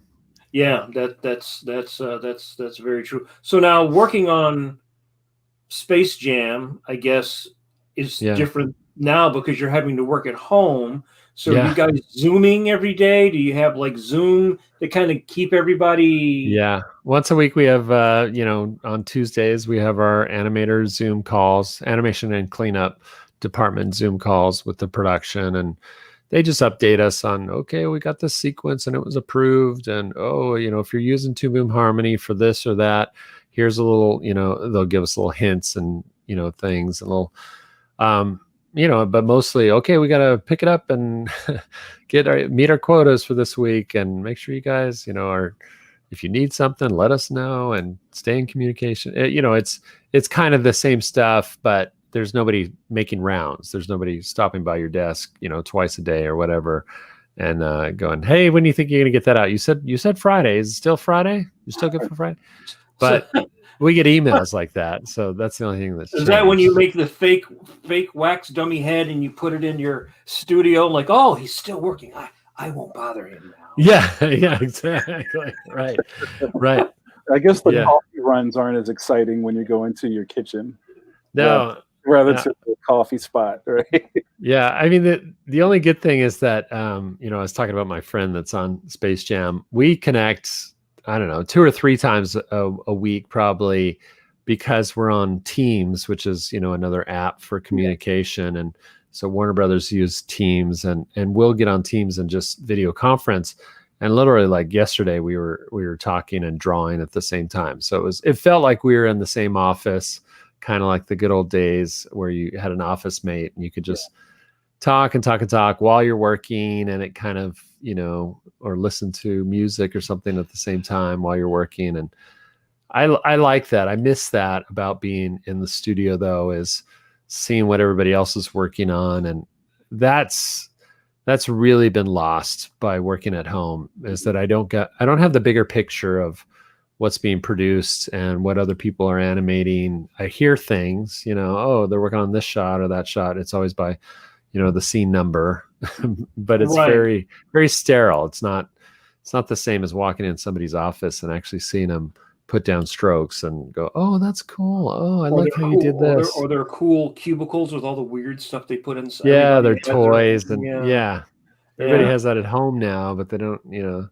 don't get a It's not the same. Yeah. So now, when you're working on something like Space Jam, I mean, are you a lead animator? Are you like the big fish they come in to do like the special scenes? Like you get to draw, the Bugs. Yeah. yeah, right, yeah, Right. and when you do that, do you?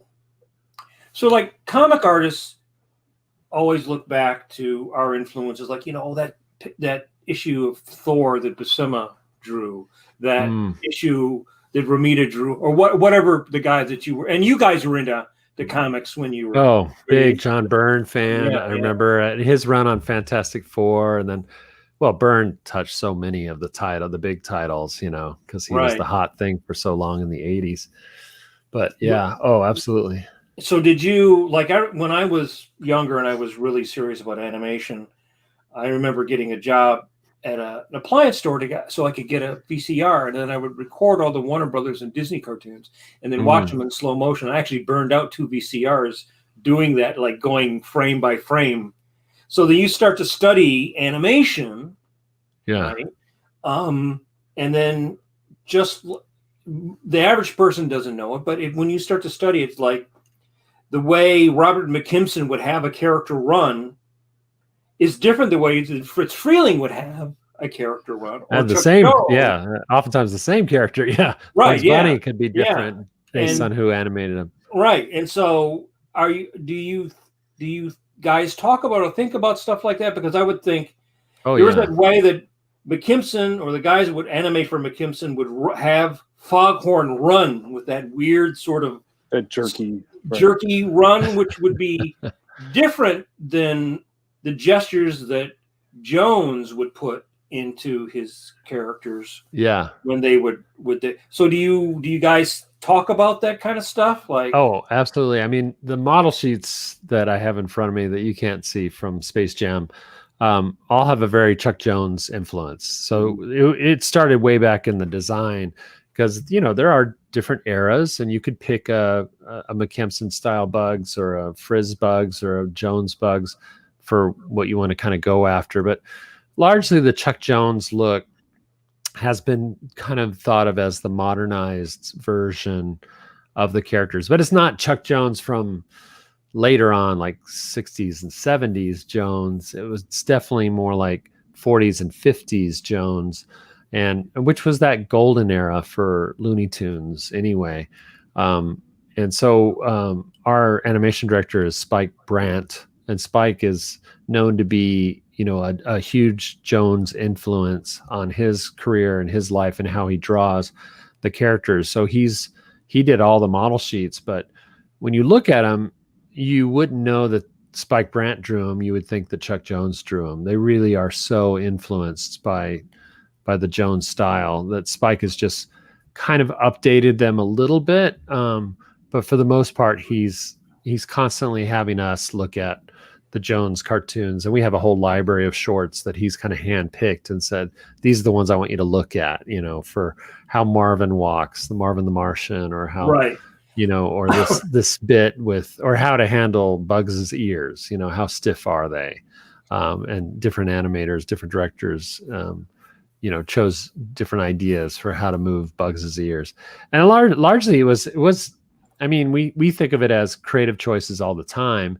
It's easy to think that now, but largely it was due to, well, they had to move fast and they didn't have a lot of money and they didn't have a lot of time. So a lot of the choices they made back then was, well, what works for, if we could do it in 7 drawings, we're going to do that instead of doing Disney style where it's 24 drawings or, and they just made those choices out of necessity oftentimes too, but they were just so good at it. They made really good choices with the limitations they had. Would you say that most of that stuff was sort of straight ahead animation? And do you have a favorite, not necessarily cartoon, but do you have a favorite animator in the set of Warner's animators? Yeah, Irv Spence was kind of the Chuck Jones's unit. He was kind of the one that was known to really play well with the characters and did and was very productive too. So he did a lot of scenes. And he became a director later on. Did he? I mean, I guess I don't know that. On those Tom and Jerry's. Yeah, maybe he did. Yeah, you're probably right. That's part of his career. I don't know, because there's a whole section of his career that I kind of lost track of what he did during the 60s and 70s. And then largely I know later on, he went to England and lived and worked with Richard Williams. Irv Spence became kind of he worked on Thief and the Cobbler for years with Richard Williams. Because Richard Williams was one of those guys that he grew up with these wonderful Warner Brothers and Disney animators.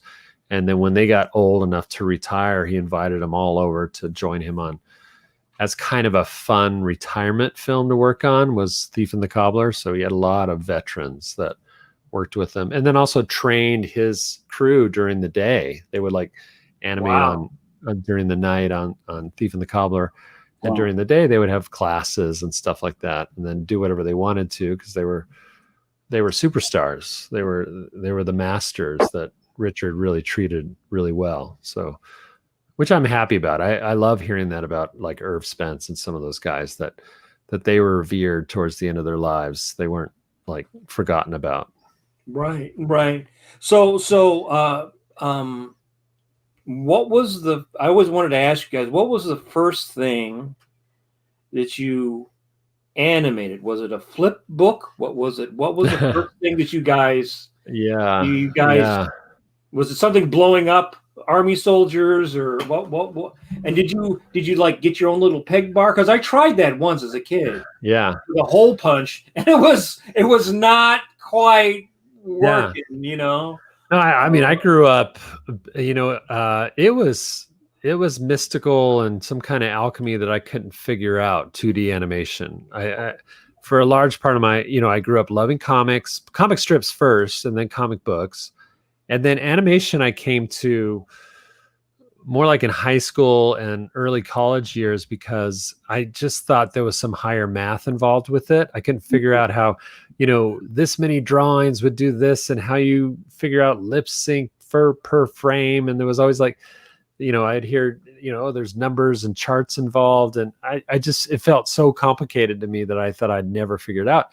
So it was mostly because of in City College, when Tom and I were trying to figure out where we're actually going to fit in this world. Are we going to do comic strips or whatever? There was like a kind of a gap year. We went to a City College, and there was a guy that we met that was doing these cool clay animated films, little short films that were music videos. And his name was Eric Stefani. And I'll never forget, Eric was doing these crazy, little, with clay under a camera. And we thought, wow, that's cool. And he made it look so easy and so organic. And it was kind of, things were morphine under the camera. And we started learning about frame to frame. And we did a film together with Eric, and fell in love with animation that summer. So this film that we made with him in clay animation, all of a sudden I thought, okay, if we can do this with clay, which we weren't really good sculptors or anything, and then surely we could do it with the drawings that we love to make anyway. And we already were drawing characters and things. And that led us to find out about CalArts, California Institute of the Arts in Valencia. We applied like the very next summer, got in that, and that was it. We were on a road after that. Well, I heard it was always hard to get in CalArts, because I wanted to go to Art Center. Yeah. When I graduated, and my dad goes, well, I'm not made of money. And of course, Art Center, I think, was like $3,000 a year, which is now like pocket change, like, woo, $3,000 a year, I know. If I had gone, I think I would have gone the same year as Thomas Kincaid and James Gurney. So, wow. Yeah. But that's where I wanted to go, because I knew that Sid Mead had gone there and people like that. But yeah, there was, when I graduated from high school, unlike now, there was no, I'm sure you guys are the same way, there was not a whole industry of how to get into college. No. Like now there's all this. Well, and there largely wasn't a lot of choices for animation, particularly CalArts was it in the US. There was Sheridan in Canada and CalArts, and there was no other animation programs, at least to speak of. And CalArts was such the big deal that people knew that, oh, well, you can get a job at Disney because Disney sponsors the program. And at that time, the Disney family was putting money into CalArts, and it was like their training ground for their studio. And there wasn't any other studios anyway, so it made sense that they had their own school that was CalArts. Now CalArts, of course, feeds a lot of parts of the industry and other studios, but at the time it was like, that's the end to getting a job at Disney, which it was for us, or for Tom and I. But to answer your question, I mean, it was kind of easier at that moment in time for Tom and I to get into CalArts. They had just decided to expand the character animation program. I really think it was a money play. They just wanted more tuition coming in. And so they had expanded from, like, I think they were at 15 students. And then our freshman year, they expanded to, like, I want to say like 30, 35 students. So from like 15 to 30, they more than double, and just let a bunch of people in. And there was a lot of students that should not have gotten into CalArts that were in our year, and largely dropped out of, never made it in animation, or dropped out before they even finished the 4 years at CalArts. What was in your portfolio? Do you remember preparing your portfolio? Oh, I remember. Prepared, and how you had to, like, that was sort of a mystery, because I didn't. It was, yeah. I really don't remember my CalArts portfolio. I remember spending a lot of time on my portfolio for Disney and to get into the Disney internship. And there was a lot of discussion with my teachers. And by that point, the talk was out, like, okay, well, you got to have some life drawing. You should do some animals and show that you can draw characters, but, mostly show that you can really draw well, and that you can even do some color, and, kind of just look at a well-rounded portfolio was to get into the internship. That was the thing. But for CalArts, it was kind of like, put together anything you have. And I do, and like I said, my year is probably not a great example, because our freshman year, they just opened the doors and let anybody in. And I remember it was the big question that Tom and I had when we met our first friends in the program. We're looking around going, hey, let me see your portfolio. What did you show to get in? And I remember this one girl showed me, she just had these scribbles on lined paper, from a notebook. And she's like, yeah, they let me in with these. They were fashion drawings or something like that. Wow. She did not go anywhere. She ultimately became a now she runs ILM. Yeah. She was a terrific person, but she ended up being a dental hygienist for a career. But I think she had a good time. She had rich parents, and it all worked out for her. Oh, there you go. Yeah. I mean that was the year that if you could write the tuition check, you'd probably get into CalArts. But then it got tough again, and so it's all cyclical. Is it tough now? Is it tougher now? Yeah, for sure. I mean, and it's more international now. There's a ton of people in China trying to get into CalArts. There's a ton of people in Europe trying to get into CalArts, because it's kind of, the word is out. Like, if you go to CalArts, maybe you can really get a step up to get a job in the industry, and that happens. So, it's become a superstar school because of that. I heard there was even schools in China to train people to get to go to like Art Center or CalArts. So you go to a preschool to train to come over, and by your third year, you're not even finishing school. You're going to getting a job. Yeah, and parents are largely, not a preschool, but you mean like a pre-college kind of school, right? Yeah, and there's special training programs and stuff. And I was actually involved with one of these where they hired me and paid me pretty well, actually, to spend time with Chinese students to help them get their portfolio ready. And it was a whole class I did in New Zealand, believe it or not, because it was kind of halfway in between China and the US. So I flew out one summer and was involved with this special training program for high schoolers that wanted to work in the industry. It wanted to get into animation in the States, but go to a university in the States. USC, CalArts, those were the ones that they were looking at the time. And this was before I started the program over at Azusa Pacific University, because now I would go, well, just come join me at APU, and it's cheaper, and I'll train you and give you everything that you need. But the leg up thing that's the tough part, getting into the animation industry. That it does help if you go to a branded name of a university. But ultimately, it always comes down to your portfolio. You could go to, a city college, but if you have an outstanding portfolio, that's the great equalizer. That's what I like about what we do as artists, that it's not about the degree or the school or how much money you paid, this or that. It really comes down to, at the end of the day, do you have a portfolio that shows that you can do the job, and that you can. True. I didn't finish.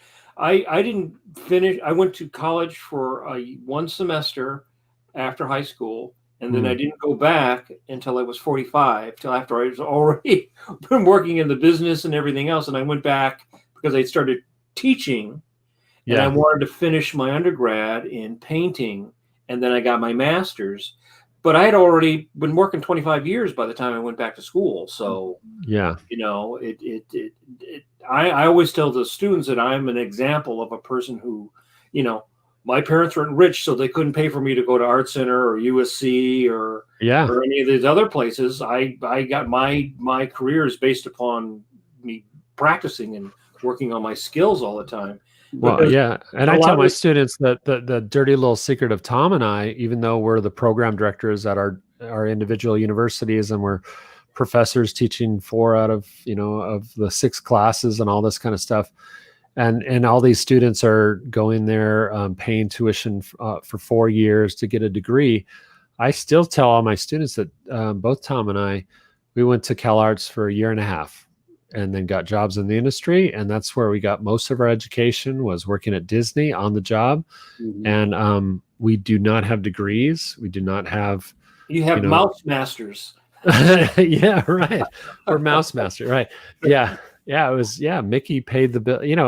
We actually had somebody pay us to learn. And to me, that's still the best way to, if you can get a job in the industry and train on the job or have a mentor, which largely doesn't happen anymore, which is unfortunate. All the big studios are like, nope, you go out and learn those programs in school, pay the tuition, go for 4 years, better yourself there. We're not going to pay for you to develop. We want you to come, not half baked, but all the way baked, so that you're just ready to go and go right into production. And Tony, that's largely how things have changed. Tony, I have some questions about the modern student, where I know everybody in this podcast teaches. Do you come across students who are just kind of barely there, maybe on the strength of their talent or their will to be in the industry, but battling with helicopter parents or parents who are telling them, like, look, you better finish this better be worth it, we're dropping a lot of money on you. So to kind of counter what you just said, to say to a young student, look, we dropped out, we did fine, like, does that wash with the modern student? It doesn't wash so much with their parents, but students are always shocked and surprised, and I think it makes them think about, like, what does the degree mean to me personally, not just to my parents who think, oh, it's all about having a degree and that's what you need in life. But to me, do I want to, because largely in what we do in the arts, a degree is useful, but it's useful in very specific ways. Do you want to teach one day? Well, schools do want you to have a degree to teach, although that's loosening. Obviously, Tom and I are teaching at 2 universities that we're just fine with looking at our experience as credentials over degrees. And that is kind of changing in academia, because they are putting value into experience now like never before, because students really value that more than ever. Well, because of all the ateliers that are springing up now, and you can go to an atelier and learn from a person like you that's working at an atelier like CDA or one of those places, and you're learning from a person like a drill sergeant who just jumped off the back of a helicopter. This is how you do it, right? Yeah. I'm working on a show right now over at Warner Brothers, and this is how we do it, right? Not like a lot of the schools, they have people, but they're not, they haven't really been working for a while, and but they heard that animation's hot, so we're going to have an animation program now. But I will say, what I find is that I don't discourage students that want to go for 4 years and get the degree, because I do find largely in our world today that high schools and pre-college education is far inferior to probably what we had, and students are not learning the basics of drawing fundamentals or principles of drawing. They're not learning perspective and things like that at the high school level like we did, and they need more time to incubate, basically, to get their skills up.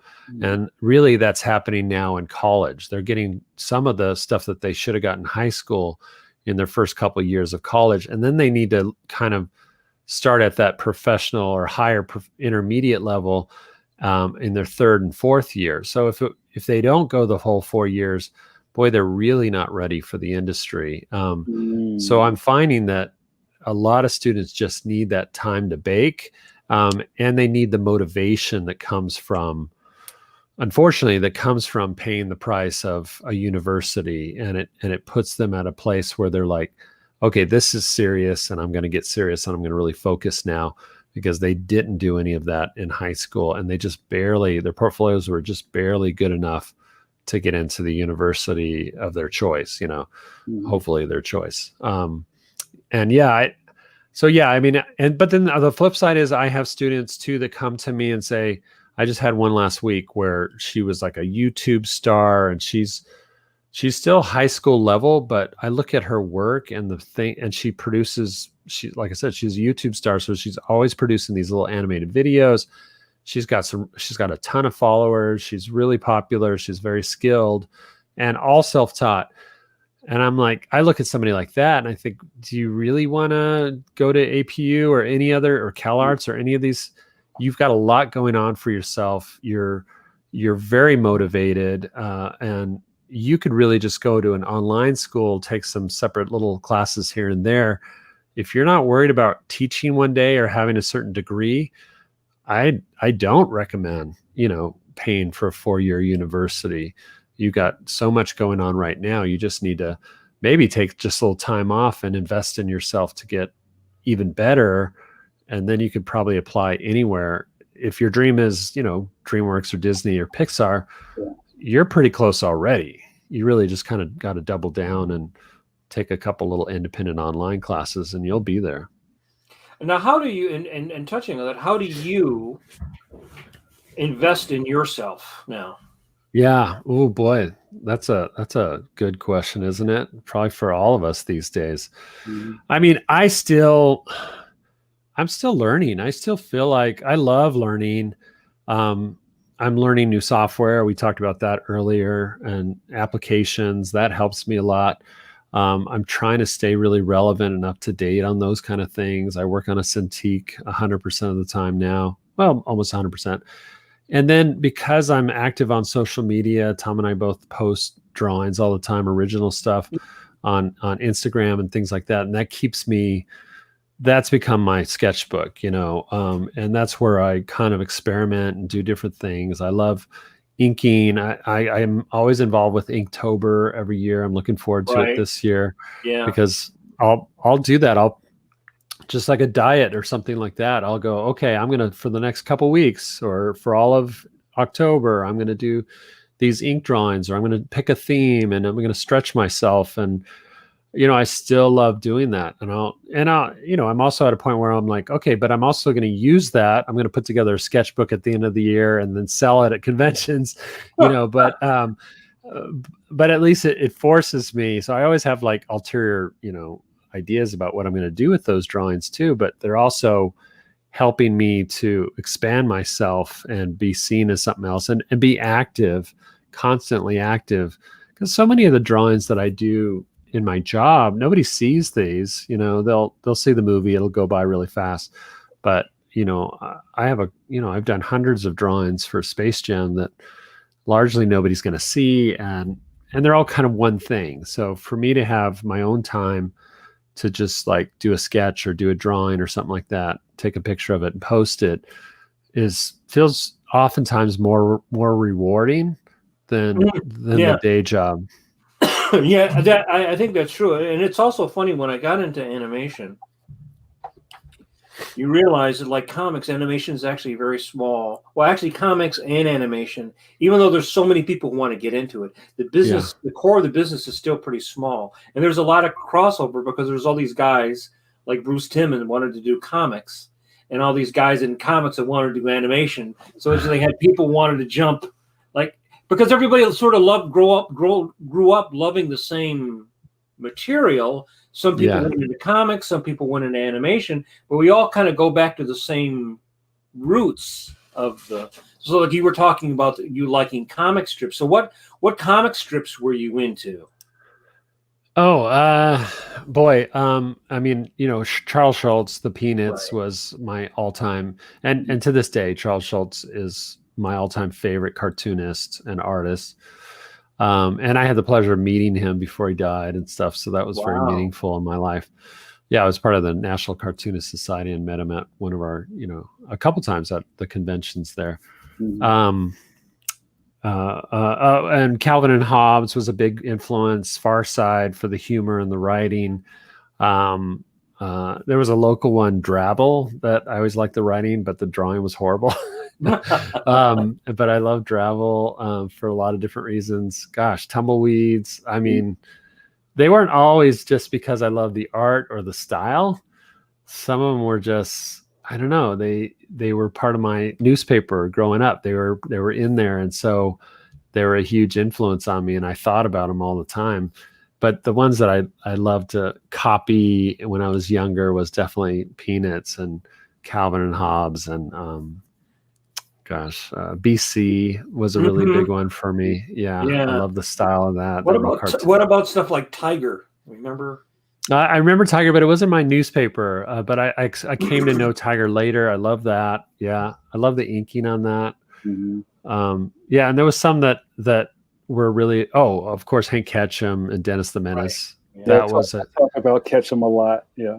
Oh my gosh, I still think that he is probably the best artist to ever set foot. Maybe Walt Kelly is in that same category, but to set foot into comics, Hank Ketchum was just outstanding. It's so influential. Do you follow strips at all now? Not very much. I mean, I don't get the paper anymore. I didn't adapt well to online strips, because I know they've all gone online, and I don't even know where to find them, to tell you the truth. So yeah, I haven't really followed them. I'm still friends with a lot of comic strip artists though. Greg Evans, who does MULAN, is a good friend of mine. And we still talk all the time and catch up. So yeah, I love what he does. If you do go online, don't read the comments. Oh, really? Yeah, because people get really involved, right? Oh, yeah. It's like the worst of all trolls are the people that are on those messages. But I'm sure it's the same thing with Disney. Because I mean, I posted something about you being on the podcast, and then immediately some ass goes, "I am so done with Disney." They just have to chip. Yeah. They just have to chime in like, "Oh, okay." Right. Like I'm responsible for that. I haven't worked for Disney since 2000.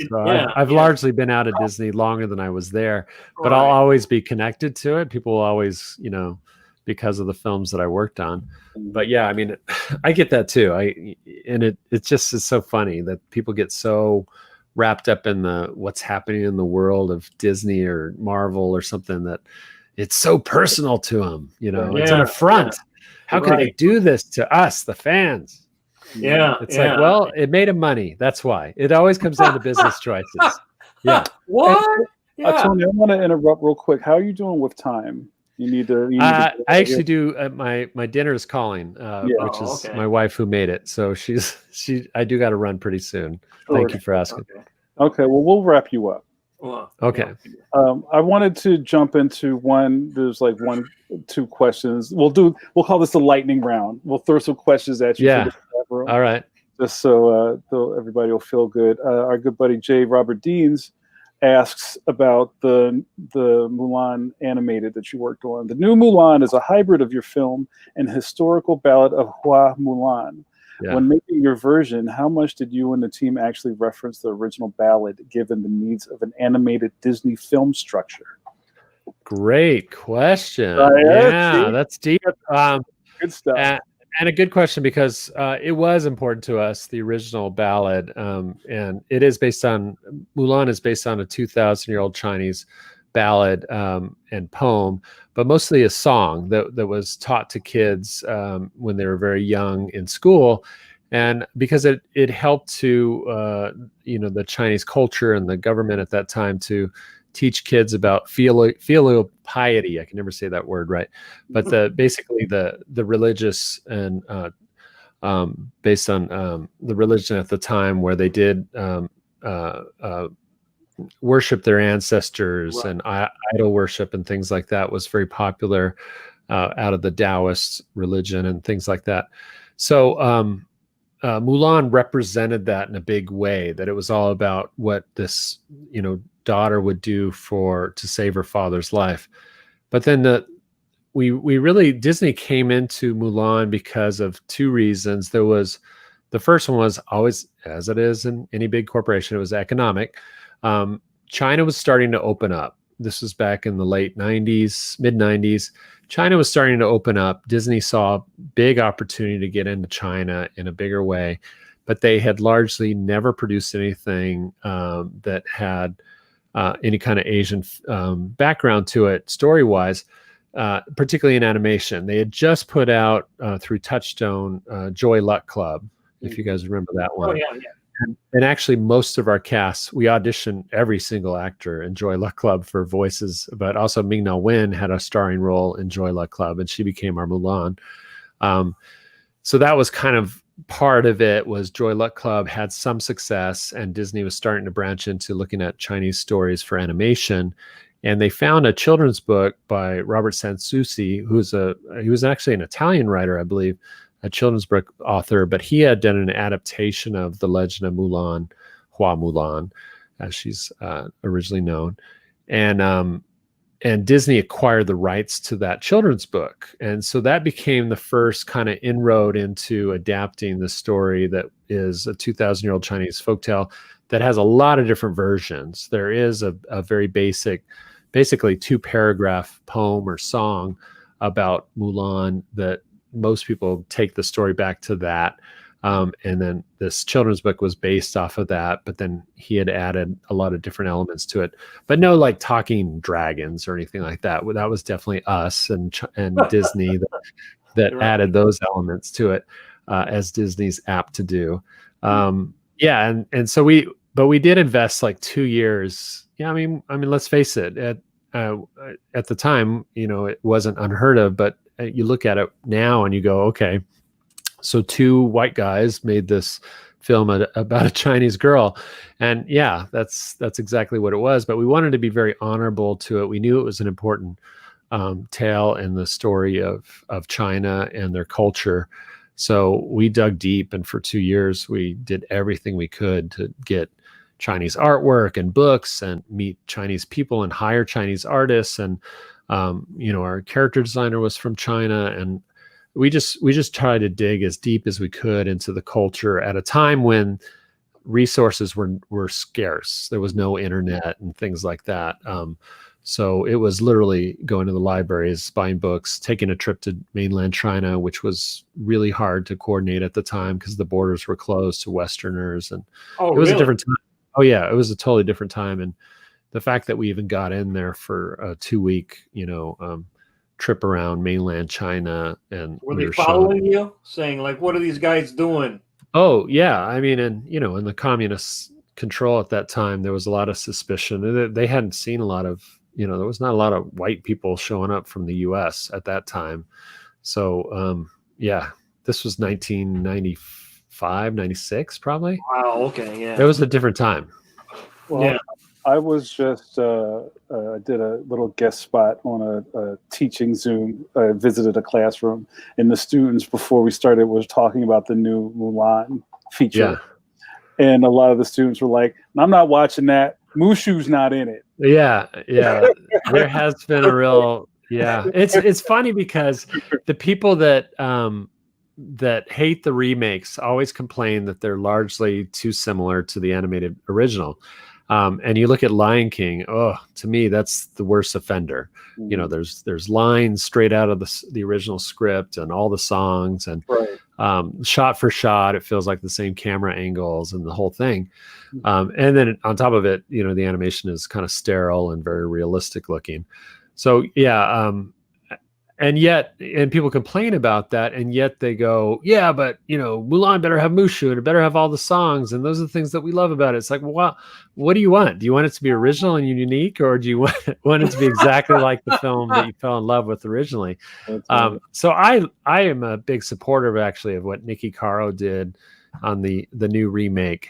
I don't think it's a perfect film, but ours is not a perfect film either. I think ours just has the nostalgia and the love connected to it, which is great because we were the first. And she was in a very difficult place making any of these remakes. Let's face it, you're in a very difficult spot.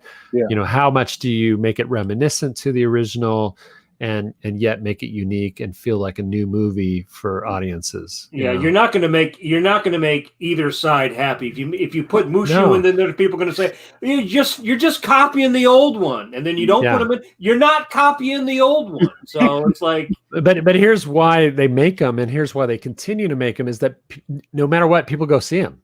I mean, they're buying tickets like crazy to see these remakes because they're on one side of the pole or the other, and they're going, I want to see what they did with my favorite film, or, you know, how did they butcher this one? Or, oh my gosh, I love this one because it's so close to what I know and love about the original animated one. And they did a really good job with this and that, you know, so whether you like them or whether you hate them, people are still seeing them. Disney is still the most successful entertainment corporation in the history of the world, and they will probably continue to be because they put out what people want to see. No matter what people complain about or whatever. Hollywood is kind of a mirror. If we say, they only put out what people are going to look at, right? They're not going to say, well, we're putting this out just for ourselves because we feel good about ourselves. That's, you know. Last question for Tony. Sure. This is a little bit of a studious question, and then you can go eat your hamburger. That's right. That's right. Pencil to Pencil keeps people away from their dinners on the West Coast. Our good buddy Eternity Forever asks Tony, what's the best way to study form for animation? Any tips? Form specifically. Yes, very specific, yeah.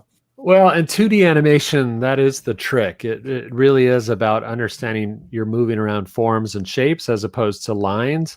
And my first year students learn that very quickly because I do a in between tests where they have to in between a rotating head of Barney the bear, this character that I create, this kind of Disney looking bear character. And my students are actually doing it this weekend. So I can't wait to see what they come up with on Monday. All those deformed craniums. Yes. I mean, you know, and that's how it is. The very first go at it, they're just in betweening lines and they're not thinking about forms. They're not thinking about three-dimensionality of those forms and shape as they move.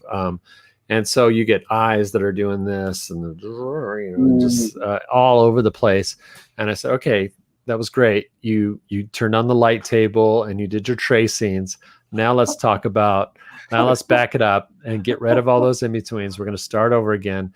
And we're going to really look at how do you rough out the forms and the shapes. And you think about rotating, two eyes and how does it look on a round cranium as it turns in perspective. And boy, it's a real eye opener for first year students. And to me, that in-between test is I start really difficult with something like that. And it teaches them right up front how to think about form. So it's almost like re-breaking a bone to set it correct. Yeah. Right. Oh yeah, that's a great painful example. Jamar just goes straight for the blood and gore. Philadelphia, born and raised. That's right. Yeah, it's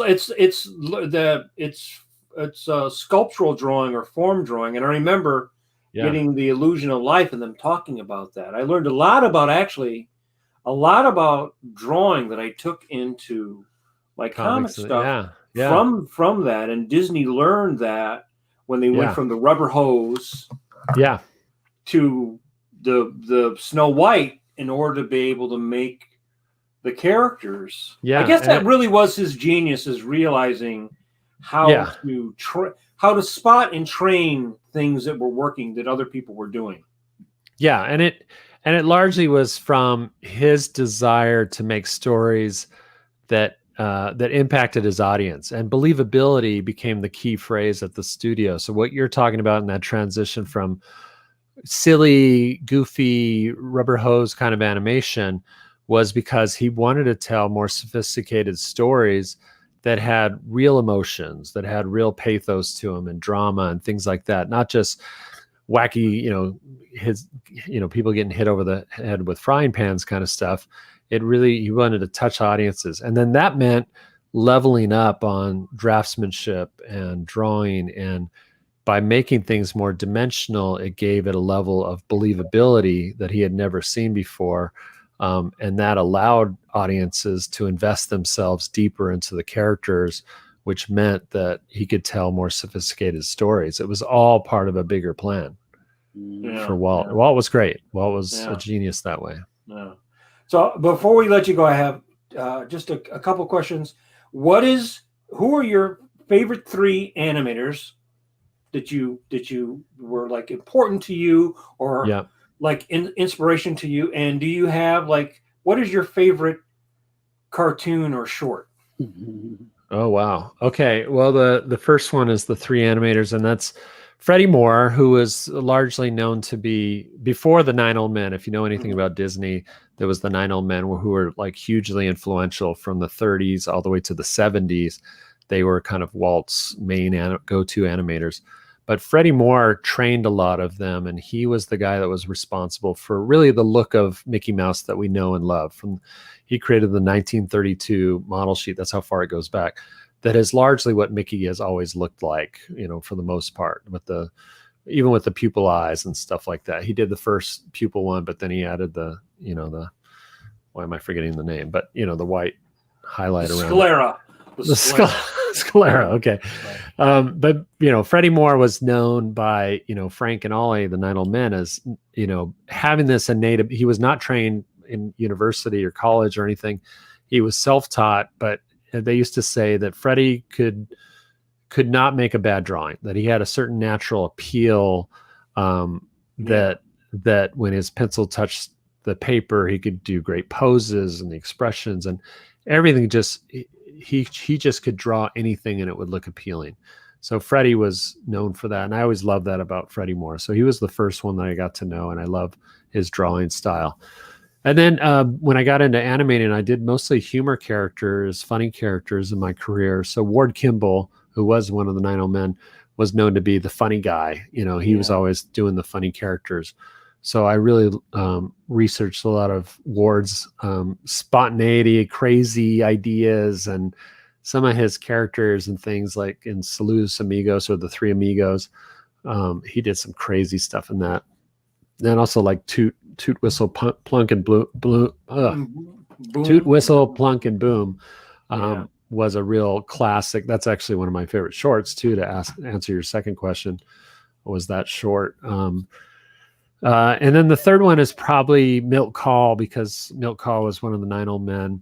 I'm only thinking of Disney right now. I know I'm being very Disney centric, but that largely was like I said, my second education out at CalArts was working at Disney. So I did a lot of deep diving, and my first, informative years were studying Disney artists. But Milt Kahl was known to be one of the best drafts persons at Walt Disney. Did a lot of the character designs for the movies in the 70s and stuff. Excuse me. And he did some phenomenal animation too. So I really like Milt. Yeah, we were just talking about Milt's hands. Yeah, I'm a big Kahl guy. Yeah. Oh, I mean, those are all over the internet. You just look up, hand studies or something like that. Pretty soon you're going to see a page of hands by Milt Kahl, because he was kind of known for that. Yeah. He could just draw anything though. I mean, somebody should make a model sheet of his noses or, I don't know, or feet. I mean, there's probably you could probably make as many model sheets out of anything Mhm. from Milk Call. He was just such a master. Mhm. And then, so the second question was about shorts. I guess I like, Toot Whistle, Plunk and Boom. I like, there was a Canadian short called, that was done through the Canadian board. The Cat Came Back. I don't know if Oh you've yeah, ever seen yeah, that. That's a classic. yeah. I've always loved that. I think there's the timing in that and the comedy that's derived from that story is excellent. National Film Board of Canada. Yeah, Yeah. that's pretty old. I think that came out in the late 70s, early 80s, right? It Like did. right around like with the big snit. Yeah, that's another one I really like too. The Big Snit. I don't know. I like when it comes to shorts, I really like quirky Stop comedy. shaking your eyes! Stop shaking your eyes! Anybody that hasn't seen the Big Snit, go out and it's got to be on YouTube. Check Oh out yeah, the yeah, Mhm. yeah. SNIT Snit. Anyway, yeah, those are the ones that jump to my mind, the classics. But I certainly am a big fan of shorts. My brother and I just recently did one for Mermaid. Tom created Mermaid, that's real Right, popular on right. And last year we did a little 2D, a 1 minute, like a 1 minute 2D animated short. And I want to do more of that. And we did that purely just for fun. And we were talking about, trying to, do your own projects and improve yourself and things like that. That was definitely one of those projects for Tom and I, just to kind of do a little animated short in TV Paint. And we had such a ball doing that. Oh yeah, yeah, yeah, yeah. That's Well, I'm so glad we got a chance to talk and have you on the show, and we love your podcast. I always tell my students to listen to, because it's funny. There's so many kids who know about animation or want to do it, but they still, even with the internet, they don't know where to look. They don't. They don't know, like, oh, what a podcast on animation? What's that? Yeah. I mean, you must see that all the time. Oh, I'm totally surprised sometimes that with my students, with everything at their fingertips nowadays on the internet, how little they investigate. It just surprises me. The curiosity thing that's a weird trait that's not as strong as it could be.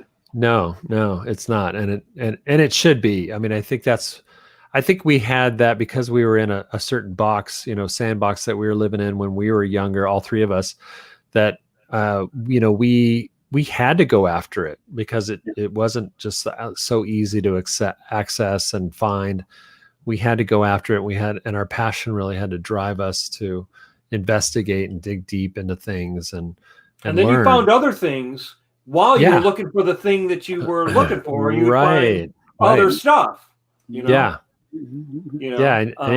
And back then it was a bit of a smaller world, and certainly animation and comics were smaller, and things have only gotten bigger. But there were no milk call hands except for that book. That's true. There were that I guess you guys got that book too, right? When you were The Illusion of Life, you're talking about? Yeah. What do you? How old were you when you got that? I mean, it was out, but when I found out about it, it was right after I did that clay animated film in City College. So I must have been 18, 19, 20, somewhere in there. There was like dynamite when you found that, right? I mean, it was just yeah. I was like, where did this come from? And why did I know about, but did you ever meet them? Frank and Ollie? Oh yeah. Several times actually. And it was, I even had lunch with them once, and there was a couple of very special moments in my life where I got to meet my heroes, and those are some of the best, most memorable times of my life. Oh yeah. I think everybody should try and meet their heroes. I really do. Yeah. Well, I think you need to go meet that dinner plate. Meet your hamburger hero. That hamburger's my new hero. Yeah. All right, guys. Well, thank you so very much for having me on your podcast. I really appreciate it, guys. Let's do it again sometime. Yeah, definitely. We'll have you both on. Oh, that would be fun. Yeah. Tom and I both. Good. Yeah, great. All right. Well, thanks, Tony. Thanks a lot. God bless you guys. Take care. Right. Thank you.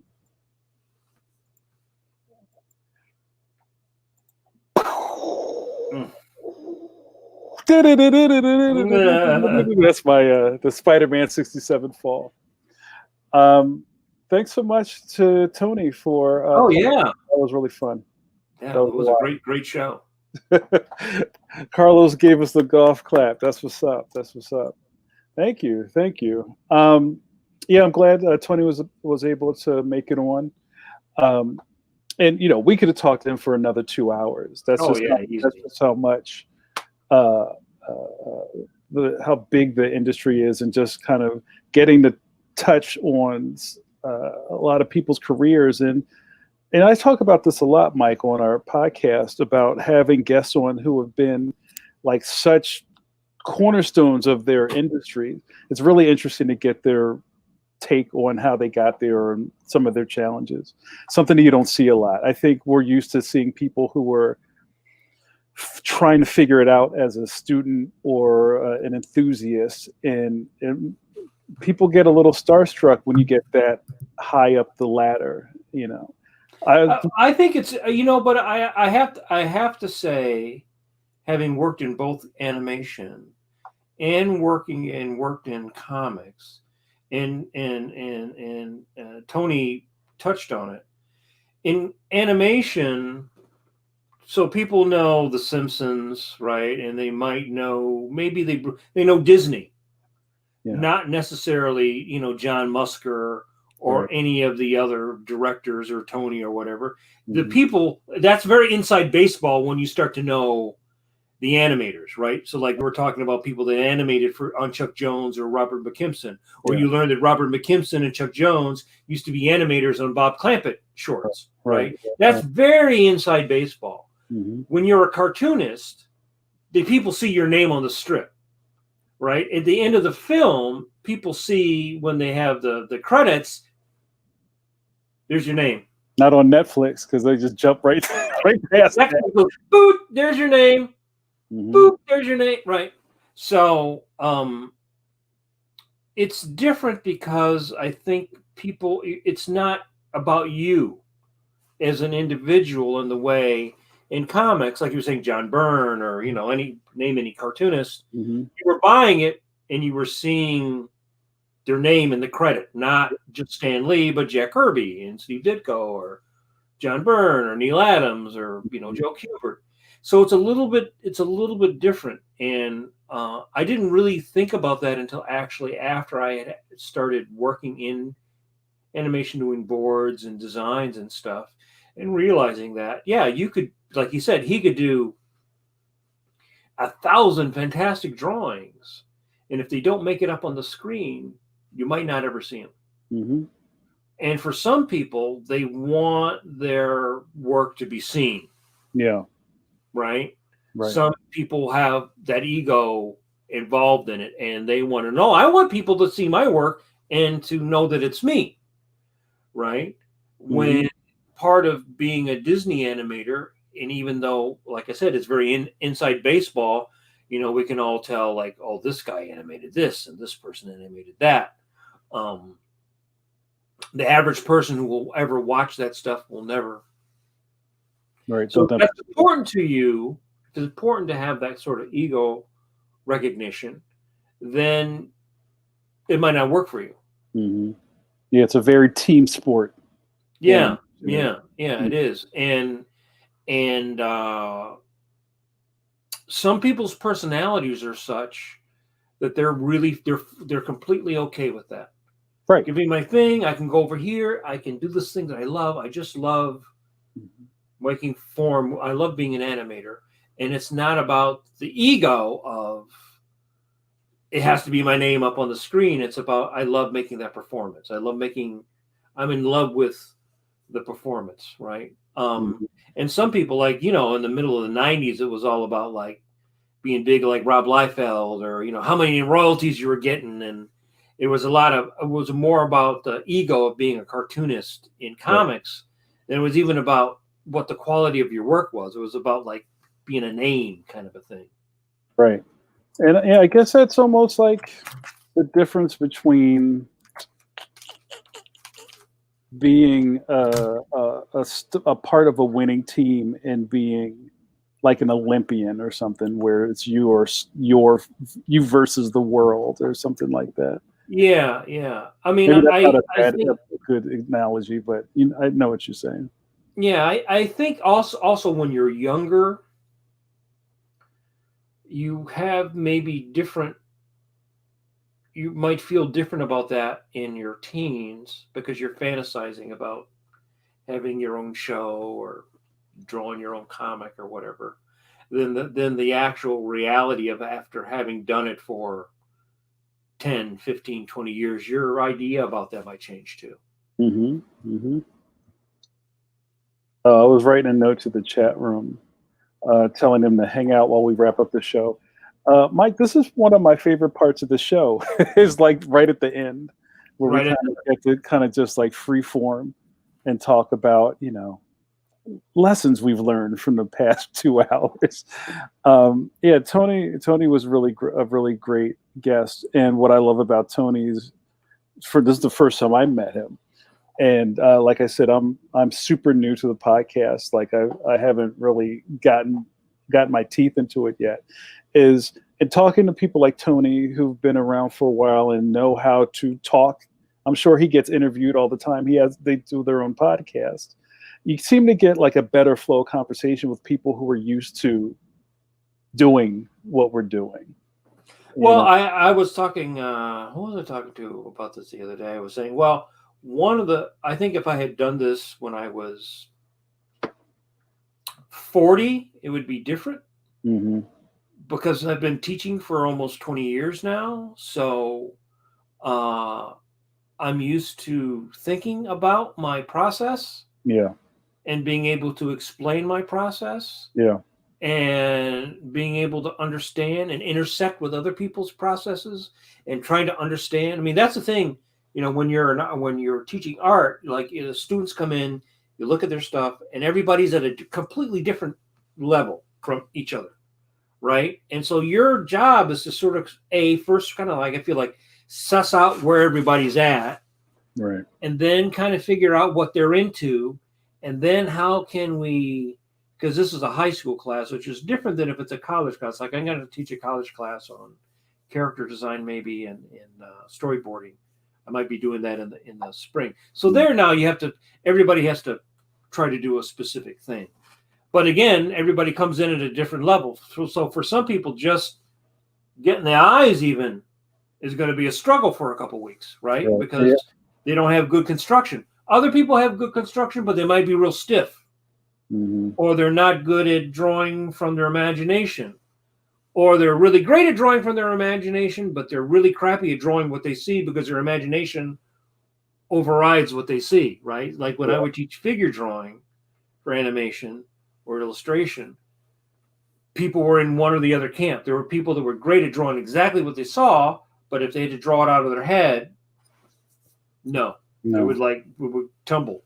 And then you had the other people that would look at the person, but really override what they were seeing with what was in their head. And I was kind of like that in the beginning because I don't think I had any live drawing at all until I was in my 20s, well into my 20s. Like you're drawing from your reservoir and not what's in front of you. Right. Yeah. So you're looking at a person sitting there, and you go a lot of proportional problems because you go, a leg is this long, an arm is this long, a leg is shaped this way, and if you really look at the leg, you go, well, actually, that leg is shaped now like a pork chop because it's foreshortened. But you go, no. I'm doing the cartoon construction, like the crash test dummy person, but not really looking at. Right. And so there's that weird time in which you have to sort of, it's like the ugly period where you fight. I went through that. I went through that stage where I had to like slow down and really look and not override what I was seeing, right? Also, rushing. A lot of people rush and they don't look. They start drawing, and then they kind of look as they start drawing. So there's a lot of different. Sort of as a teacher, I figured out there was a lot of different but fairly common 4 or 5 sort of ways that people drew. The people that weren't paying attention to what they were seeing, overriding. The people that could look at what they were doing and get the shapes right, but were heavy-handed with their tool, right? The people who could do neither, right, were struggling with both, you know. And then you have the 1 or 2 people that really, they got it, right? Because maybe they just naturally have it, right, or they have a natural aptitude for it. I always feel like I was a person who I was more determined than I was talented. Yeah. I wasn't untalented, but I was not fantastically talented, or I was very uneven because I was not instructed, right? Being self-taught. So I had to come around to things where if I had some good instruction when I was 13 or 14 from the very beginning, I could have avoided some troublesome problems in my art. But I think that in the end, the thing that's most important is that you keep at it, and that you're also open to change, because some people are like, you know, we've all had the student who's like, you know, you could tell that person 100 times something and they're just like, they go right back and do the same thing. Yeah, and that's one of my favorite parts about teaching young people, like the high school. I really enjoy teaching high school kids because you can put more information into the foundations of creating more than you're doing with younger kids, where you're babysitting to a degree, or trying to keep them from falling asleep. Keeping their interest is the biggest thing when they're like in 4th grade or 5th grade, and throwing magic tricks at them to keep them interested. But in high school, they're starting to kind of calm down and listen a little bit better. College, I think, is a little different for me, because then you're dealing with a lot of other issues with the student. By the time they actually get to class, they're already worried about what are they going to eat for dinner, and what's going on with their roommate, and how many other classes. And man, you give so much homework, and I can't, so actually enjoying the reason you actually went to art school is the last thing that a college student is dealing with. Yeah, a lot of people, I actually really seriously advise people to take a year gap between high school and college now. I mean, Tony touched on it a little bit tonight, but I actually think that a lot of people are not prepared to go to college right away after high school. And I think for as much as art school costs, because they're all way too expensive now, a lot of times people really would do better if they took that year. Took a couple classes, prepared themselves, kind of got themselves together, did some basic drawing, did some basic perspective, kind of prepared your soup, like the base of your soup, so that when you go, you're maybe a little bit more prepared. And even if it took you 2 years, that's not a lot of time when you're 19 or 18 years old. No, it feels like forever, but it's not a lot of time. Right. Yeah. Because the downside of maybe not doing that is going to school, not doing well, and then having to repeat once or twice. Yeah. And then it's the same thing, right? You're going to have to rinse. And there have been a couple of years where I had classes where there were too many people like that, they kind of wash out by the 6th week. They're kind of done, they're so far behind in every class that it's like there's no way they can ever catch up.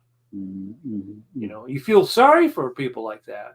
And sometimes they're very stubborn because they go, no, I know I can. I'm at the bottom of the pool and there's like 5 cinder blocks on top of me, but I think if you drop 3 or 4 on top of me more to give me extra credit, I'm sure I'll be able to just like shove them off. Well, that comes with youth, right? Like you think you'll somehow get the chains off and float to the top before you drown, right? But you're like Houdini, clink, clink, clink. Right, but you as an instructor and also someone who's older than them has been there, tries to. I've already drowned a couple times. Yeah. And that's just kind of a thing. Like the old, my mother would say things like, you're just hard headed, and some people don't learn until it actually has to happen to you. You can tell them all day until you turn blue in the face. They got to put their hands on the stove. That's when you find out that it fires hot. It won't do that no more.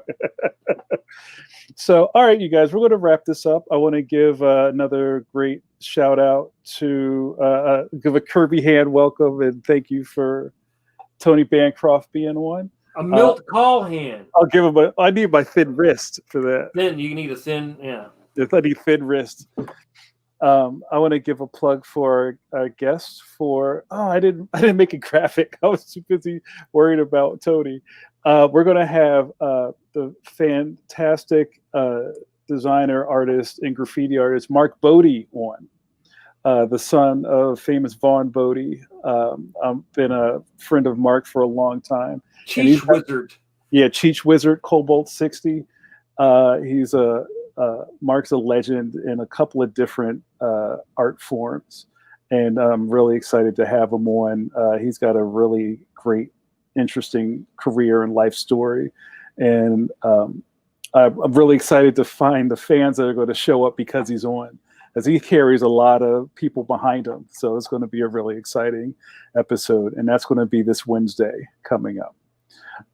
I hope everybody's enjoying our content. If you're new to the channel, we're pushing to 1,000, Mike. We're almost at 300 subs on our YouTube channel. So let's push it to 1,000. Let's push it to 1,000. I know that's a jump. 10,000. 10,000. I would say 500, but let's just jump to 1,000. I'm really okay. 50,000. So if you like what you saw here and you're new, please subscribe. We go live every Wednesday and Saturday night at 8 p.m. EST. Don't forget, because it's the same thing every time, and we always have fantastic guests on, or if it's not a guest, it's us doing our cartooning boot camp, where you get to learn the inside baseball, as Mike says. Are showing our old art supplies that people don't know. Yeah, it's like we're show. We totally stumped the room before Tony got on. They had no idea what we were holding up. I think that's great. I got a box of stuff like that. We'll do show and tell next week. So, all right, we're going to wrap this up. Thanks so much, and thanks again to my best bud, Mike Manley. You make this. Well, thanks to you. You always plus my work. Oh, so you plus our podcast. I appreciate that. And guys, if, like I said, signal boost, tell a friend. I'll probably do a watch party later, and just if you feel like you missed a live, it doesn't disintegrate. All of this stuff is archived on our YouTube channel. Even more of that's on our Facebook page. So go find a video you may have missed. You might make a new friend. So for my